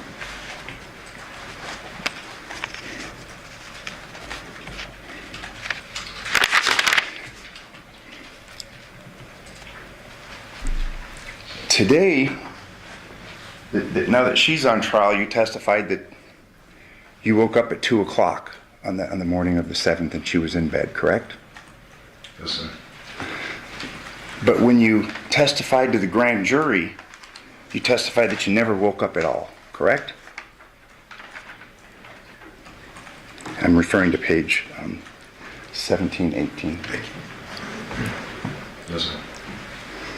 So your testimony is different again today on that point, correct? Yes, sir. Because obviously you waking up is kind of a big deal, correct? Yes, sir. In fact, you were actually awake at 2 a.m. on the 7th, weren't you? I woke up to her getting in bed, and I looked over at her and saw that she got in bed, and I rolled back over and went to sleep. You had been calling her that night from the home phone, correct? While she's with your dad. We don't have a home phone. Testimony is that you don't have a home phone. All right. So it's your testimony that you didn't call over and over again? I believe I sent a text and she didn't reply, and then that's when I put the girls to sleep and I went to sleep myself. But that wasn't the only night that she was out with your dad. She was with your dad till like 1 a.m. the night before, correct? Possibly moving things, yes. So 2 nights in a row, she's with your dad and she's not home, correct? Yes, sir.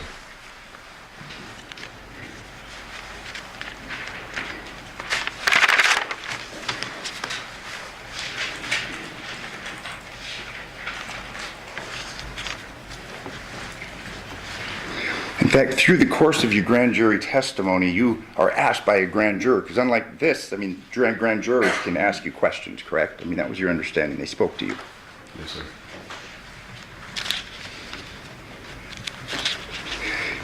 You were asked how long you and Devyn had been married, correct? Yes, sir. And you answered 3 years. Yes, sir. And then there's some follow-up questions. Just like to ask you a couple more questions about that. Did you and Devyn... I'm sorry, page 35. Thank you. Did you and Devyn get married in the traditional sense? And you answered, yes, it was more of me helping out with the girls when she couldn't find a babysitter. So I figured, well, we both kind of sat and talked about it.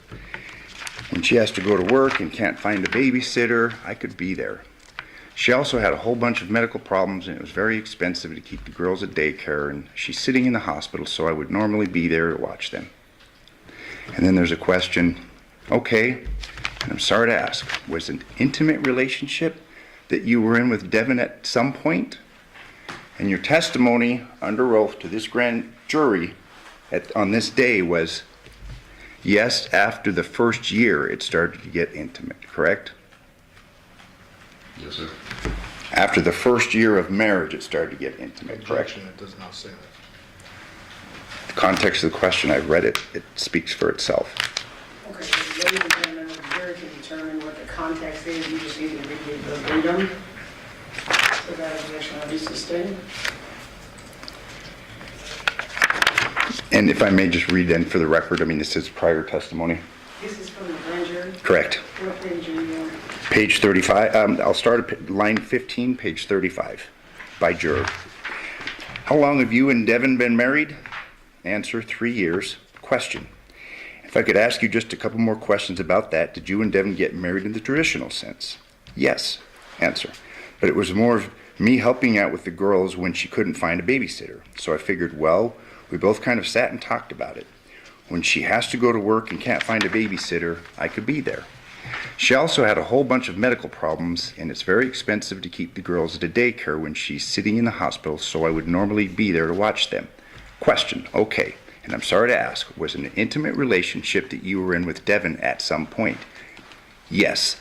After the first year, it started to get intimate. Next question, did it remain intimate up until the time of your father's death? Yes.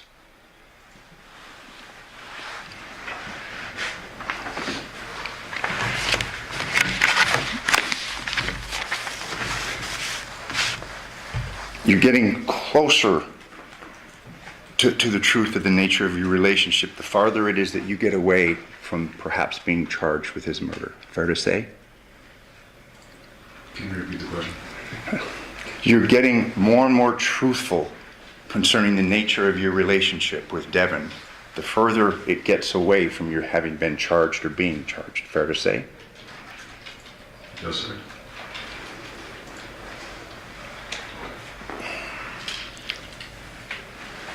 You testified today that you didn't remember the date that you married her, correct?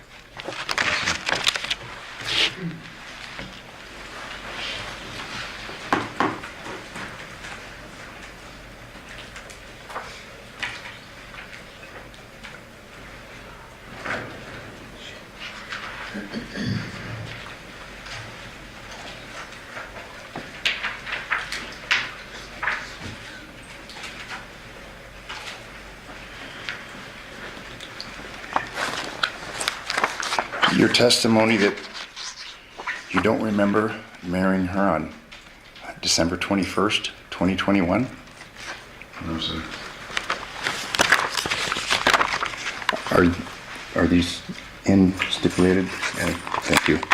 There'll be exhibit numbers, but I'm going to show you some pictures, okay? And these were taken from your phone. From his phone.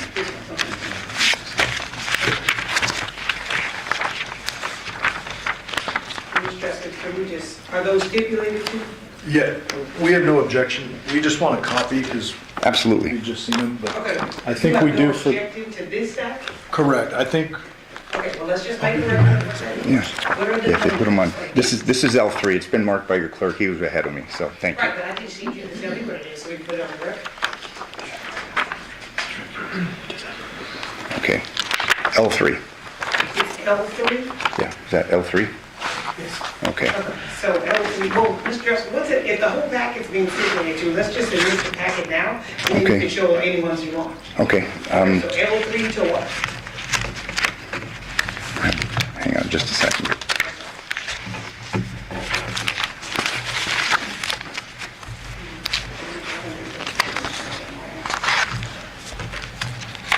A3 to S3. Okay, A3 to S3, we mentioned the same stipulation, we have to eventually publish them all.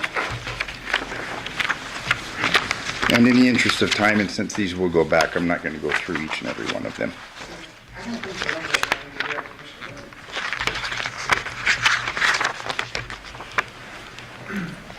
to be If we could please- In the front, Right here? yeah.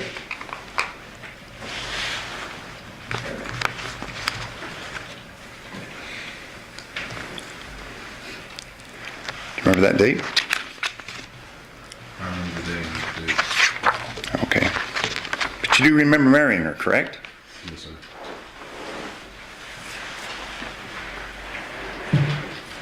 Remember this? Yes, sir.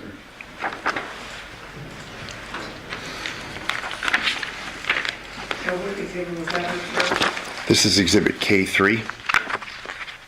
And we're going to be showing you L3. Remember this? Yes, sir. So I mean, fair to say you and she had a traditional marriage, didn't you? Yes, sir.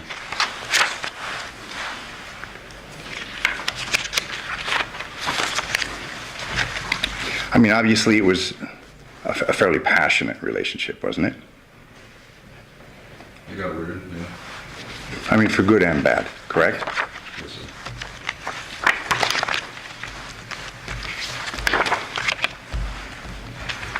Bet she had sent you a text just days before this case began about get out of the house. Do you recall that? Get your stuff. Don't think of coming back. I want a divorce. I don't remember anything like that.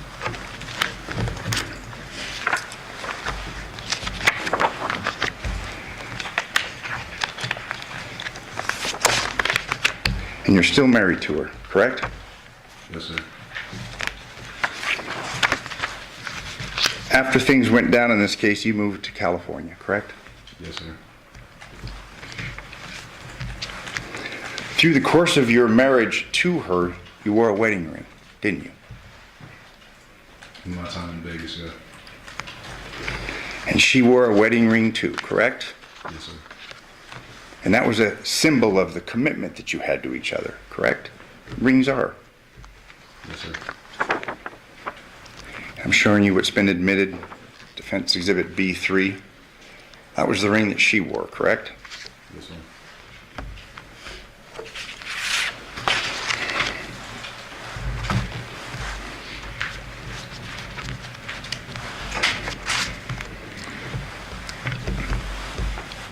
You worked at Hometronics and you had tools, correct? Yes, sir. You were good at installing home security systems, correct? Yes, sir. You had hundreds of pictures on your phone of various systems that you installed, correct? Yes, sir. After I was done with the job, I had to upload it to the Hometronic's website to prove that I got the job done.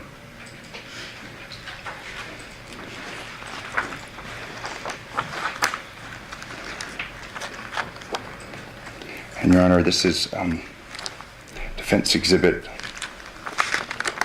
It's like B1 through V2. We're moving through the admission. These are just images of security systems. B1 through B2. I'm sorry. B1 through B1 through V2. V2. Oh, no objection. Okay, B1 through V2 will be admitted.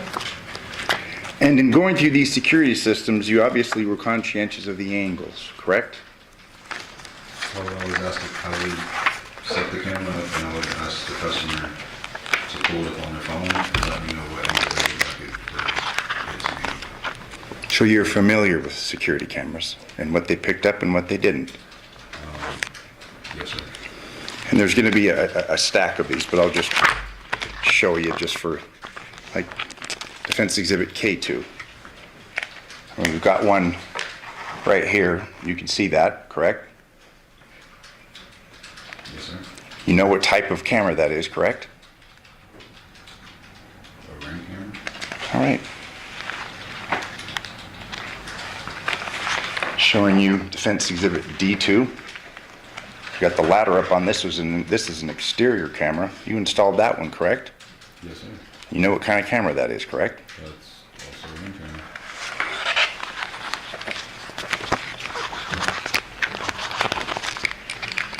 I mean, you were good at what you did, correct? Yes, sir.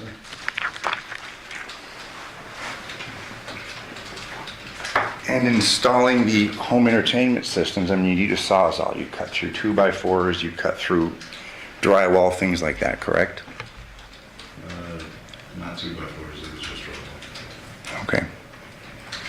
But you had tools, you had saws, you had electric powered saws, correct? No, just a drywall saw. That was another. Okay. For doing in-wall kits for TVs. All right. And it's your testimony, Mr. Giordani asked you, it's your testimony that you didn't kill your father, is that correct? I did not kill my father. You left your home that night, didn't you? Objection, what night? The night of the 7th, early morning hours of August 7th, correct? 2023? 2023. To go to work? No, you left the house in the dark, at 2 a.m., correct? No, sir. You'd been on your phone. You were looking at pictures of you and Devyn, correct? I don't remember. You left that home. You went to the Palo Verde residence, didn't you? The Palo Verde residence. No, sir. If you're talking about the night that my father was murdered, Yeah. I was home with the girls. We watched a movie. I put them to sleep. I received a text her letting her know that I put them to sleep, and I went to sleep myself. And that's your testimony under oath, correct? Yes, sir. Like the testimony under oath that you've given to the grand jury previously, correct? Yes, sir. You'll agree with me that you'll lie under oath if it fits you. No, sir. I became a very big alcoholic after that. Okay. So it's a little fuzzy, but I will answer truthfully to what I did. But you'd agree with me that you were an alcoholic before that day and you had a drinking problem, correct? Before August 7th, 2023. Yes. In fact, it became a really big point of contention between you and your wife, correct? Yes. The actions, correct? Things that you do, correct? She'd send you texts. I mean, she'd get angry about that, correct? Yes, sir. She'd tell you that you were turning into your father. Isn't that true? Yes, sir. And you resented that part of your father, didn't you? Because he did the same thing, correct? No, sir. And you'd agree with me that when you drink, you do things that you wish you didn't, correct? Other than maybe throw up, no, sir. It affected your judgment, didn't it? No, sir. Affects your memory, doesn't it? Yes, sir. I have no further questions, but thank you.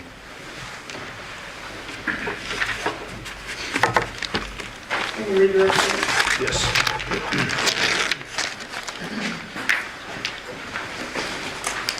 Bear with me, Deviere, I just got a few more questions. Okay? Yes, sir. I want to clarify a couple of things. So Mr. Draskowitz started his questioning by asking you if you'd ever talked to him or his investigator or anything like that, correct? Yes, sir. Since after that jail call we heard, you moved to California, correct?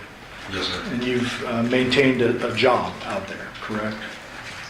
Yes, sir. Living a normal, or I guess relatively normal life. Yes, sir.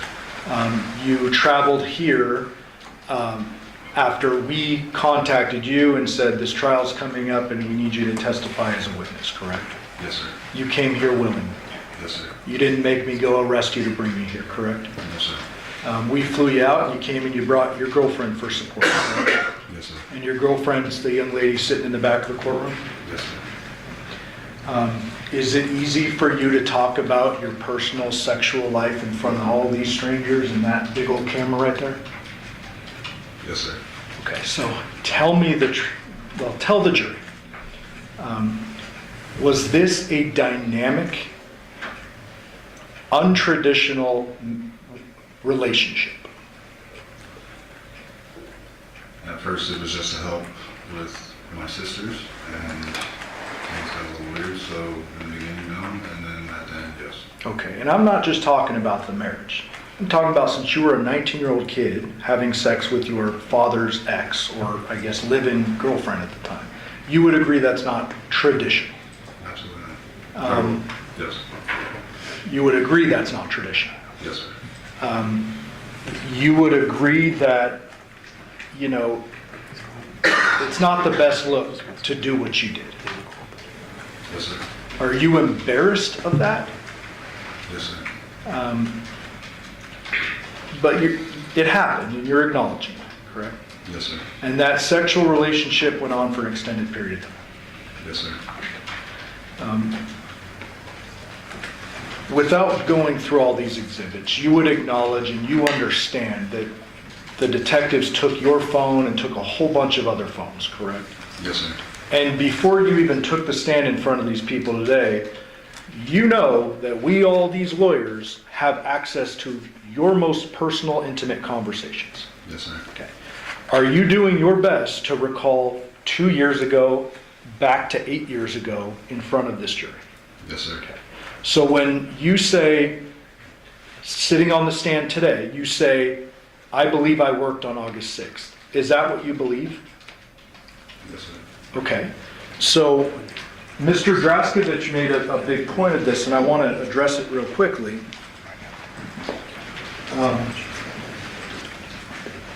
Page 13 of the voluntary statement, counsel.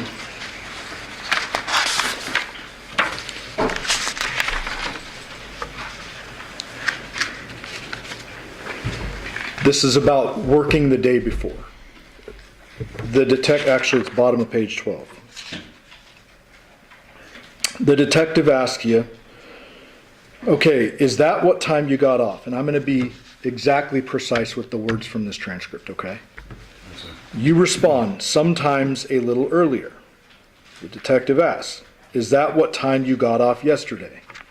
You respond, I got off yesterday at about, wait now, today's Monday. Yesterday was Sunday, right? And the detective responds, yeah. Then you respond, yeah, I didn't work yesterday. Does that sound accurate? Yes, sir. Okay, and I can show you this at any point if you need to see it. My point is, and my question is, on August 7th, you learned your father died from your grandfather, correct? Yes, sir. You have, you were at work and then you go home and you start drinking, correct? Yes, sir. You learn a little bit later that it's not like a natural death and there are police involved, correct?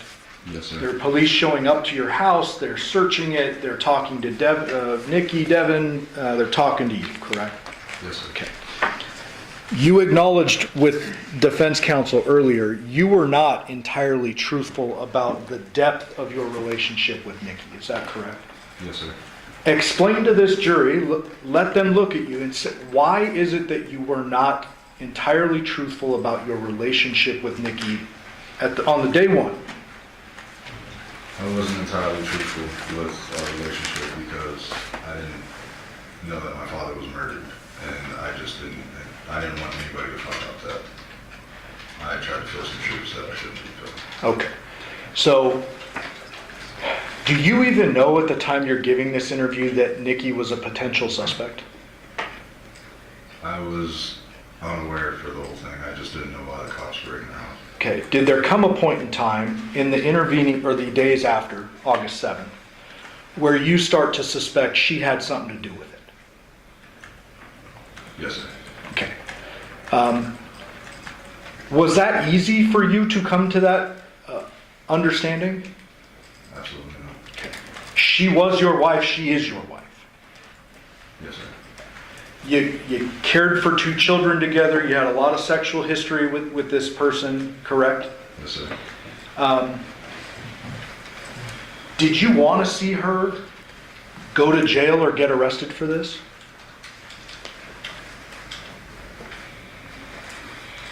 Can you repeat the question? Yeah, and I should clarify. In the days where you're just suspecting and you're still kind of figuring out what's going on, did you want her to go to jail and lose her kids for this?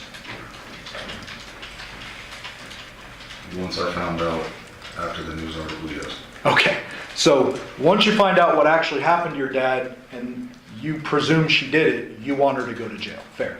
Yes, sir. But before that, you're not in any of this interview blaming it on her, correct? We agree there. Yes, sir. You're not saying she must have done it. You're just giving history. Yes, sir. You minimize your relationship. We can agree. Yes, sir. Okay. With regard to the questioning Mr. Draskovich went through with the when you learned your dad was moving into the Porcupine Room address. I want to talk about this for a moment. Before I get into the transcript, as you sit here right now, when is it that you think you learned that your dad was moving into the residence?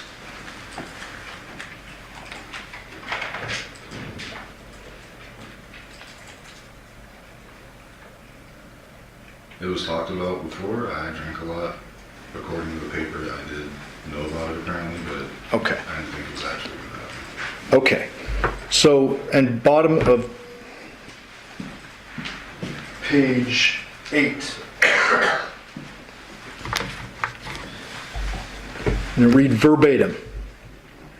You are asked about line 300, counsel. Okay, so then you knew he was moving in and she told you that you were going to have to move out, period. You respond, recently, yes. It was kind of a short notice, but yeah, period. And, period, I mean, period, I know the person he is, so I was like, okay, whatever, I'll deal with it, period. They then ask, okay, and you were going to move out. Did he knew that you lived here or didn't know that you lived here? You responded, no, he knew I lived there. Detective says, and then, ... and you continue and you say, but since I didn't talk to him and she was going over there for the girls and him, I kind of stayed away. I guess they would talk about it and she ran it by me. I drink a lot, so she ran it by me apparently, and I was gonna move out for a short period of time until he got on his feet and I was gonna come back. Does that sound accurate? Do you dispute what is in the statement? Yes, sir. Does it sound accurate? Yes, sir. You're not disputing what's in the statement? No, sir. So even back then, you're telling them, like, I drink a lot. She apparently told me this. Yes, sir. As you sit here right now, do you 100% remember when you learned your dad was going to move in? No, sir. Okay. Had you known beforehand, before his death, would that have caused you to fight him, hurt him, kill him? No, sir. Would you have had any reason to kill him? No, sir. Did you want out of this relationship with Nikki at varying points of time? Yes, sir. And so had your dad moved in and you've been told you got to go stay at a buddy's house and move out or whatever, would that have been a big deal for you at the time? Absolutely not.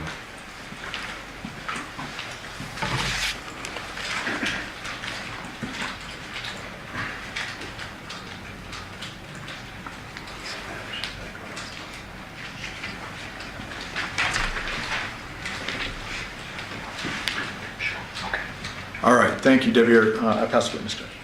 Any brief comments, Mr. Johnson? Yes.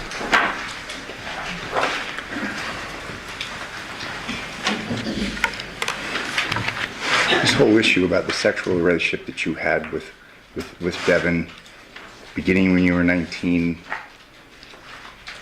you didn't speak to the prosecutor or anybody about that until yesterday, correct? Yes, sir. You watched this opening statement, didn't you? Our opening statement, where we laid out what was in the phones. Isn't that right? Can you repeat the question? Yeah, you watched the opening statement in this case, didn't you? What was the opening statement in this case? You don't know what an opening statement is, or the opening statement? I don't go to court a lot. I see. So she's on trial, you're in California, or you're getting here, and you didn't watch this? I seen a YouTube video. Then you talked to the prosecutor about these issues, correct? So you watched the YouTube video, you watched the opening statement, correct? And you adjusted, isn't that right? What do you mean by adjusted?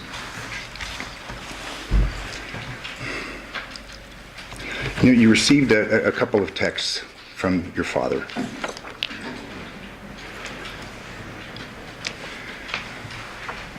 Ten 24/2022.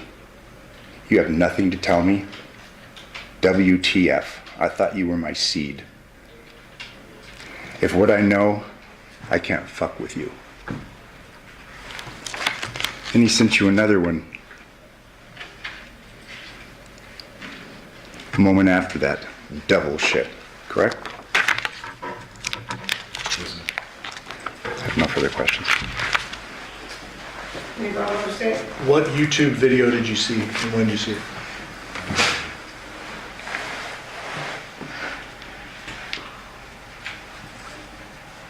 it was earlier in the year. I think it was about a custody case. It wasn't about this one. Okay, so that line of questioning just now was a bit misleading, so let me clarify something. I'd object. The question was clear. It's whether it's his answer, I think, is misleading. So. Mr. Giordani's objection, Mr. Giordani's characterization is going to be sustained. Mr. Giordani, if you think something needs to be clarified for this jury, you can ask a clarifying question. Okay. So the way, maybe I mischaracterized or misunderstood the question. I thought the question was, did you watch a YouTube video last night of the opening statement that happened in this trial? No, sir. I'm sorry. The video that I had witnessed was over the custody case, I believe.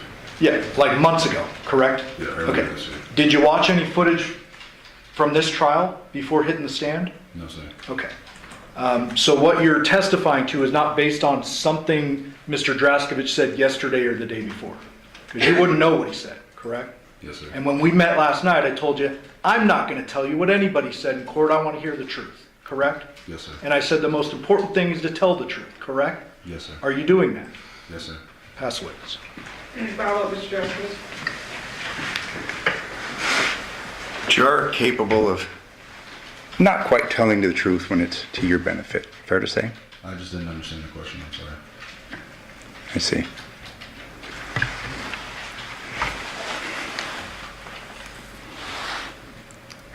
You reviewed those transcripts prior to your testimony today, correct? Yes, sir. When you spoke with investigators from the district attorney's office in preparation for this trial, didn't you? Yes, sir. They went through what your testimony was going to be. They went through what your statements were going to be, correct? Yes, sir. They provided you transcripts of your prior statements, correct? Yes, sir. And it wasn't until last night that you talked about having this sexual relationship with your wife. About 19, correct?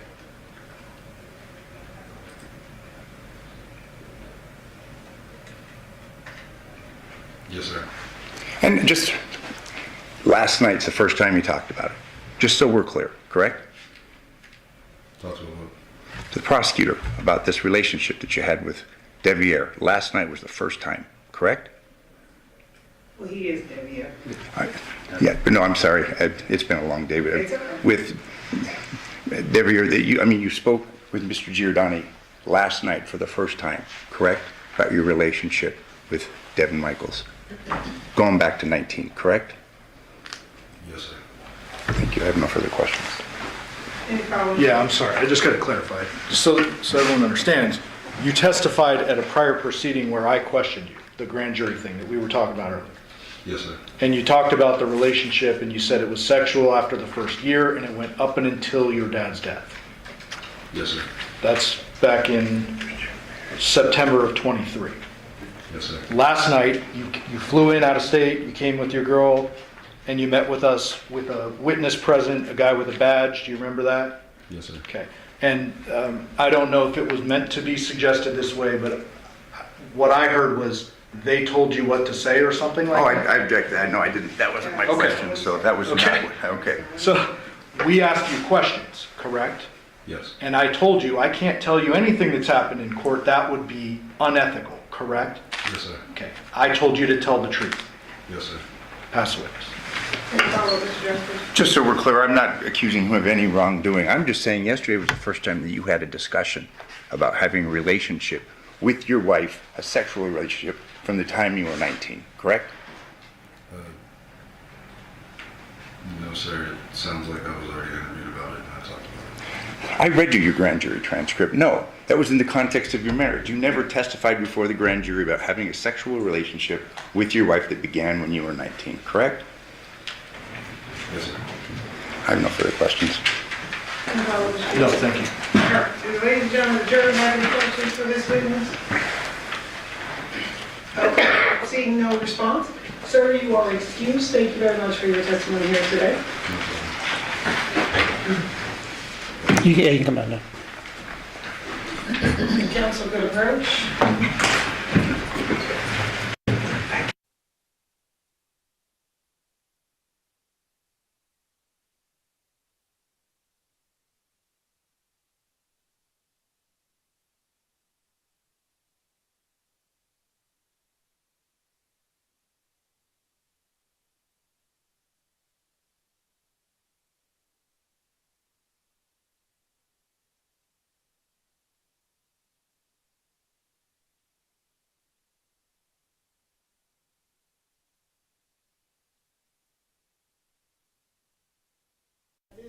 We are going to take our nighttime recess. During this recess, you must not discuss or communicate with anyone, including fellow jurors, in any way regarding this case or its merits, either by voice, phone, email, text, internet, or other means of communication or social media. You must not read, watch, or listen to news or media accounts or commentary on this. You must not do any research, such as consulting dictionaries, using the internet, or using reference materials. You must not make any investigation, test the theory of the case, recreate any aspect of the case, or in any other way investigate or learn about the case on your own. You must not form or express anything regarding this case until it's finally submitted to you. Ladies and gentlemen, we'll be in recess until tomorrow morning at 9 a.m. All rise for the jury. You can sit in your chair. Thank you.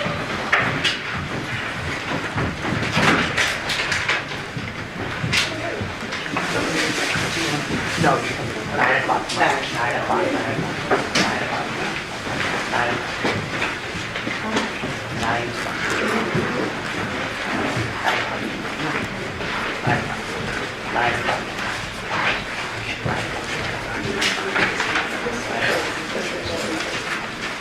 9 o'clock.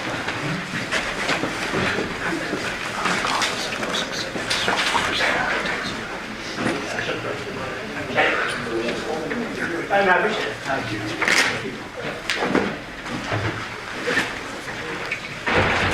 Just don't talk around the jury, obviously. All right, may the record reflect we're outside the presence of our jury. We are off the record.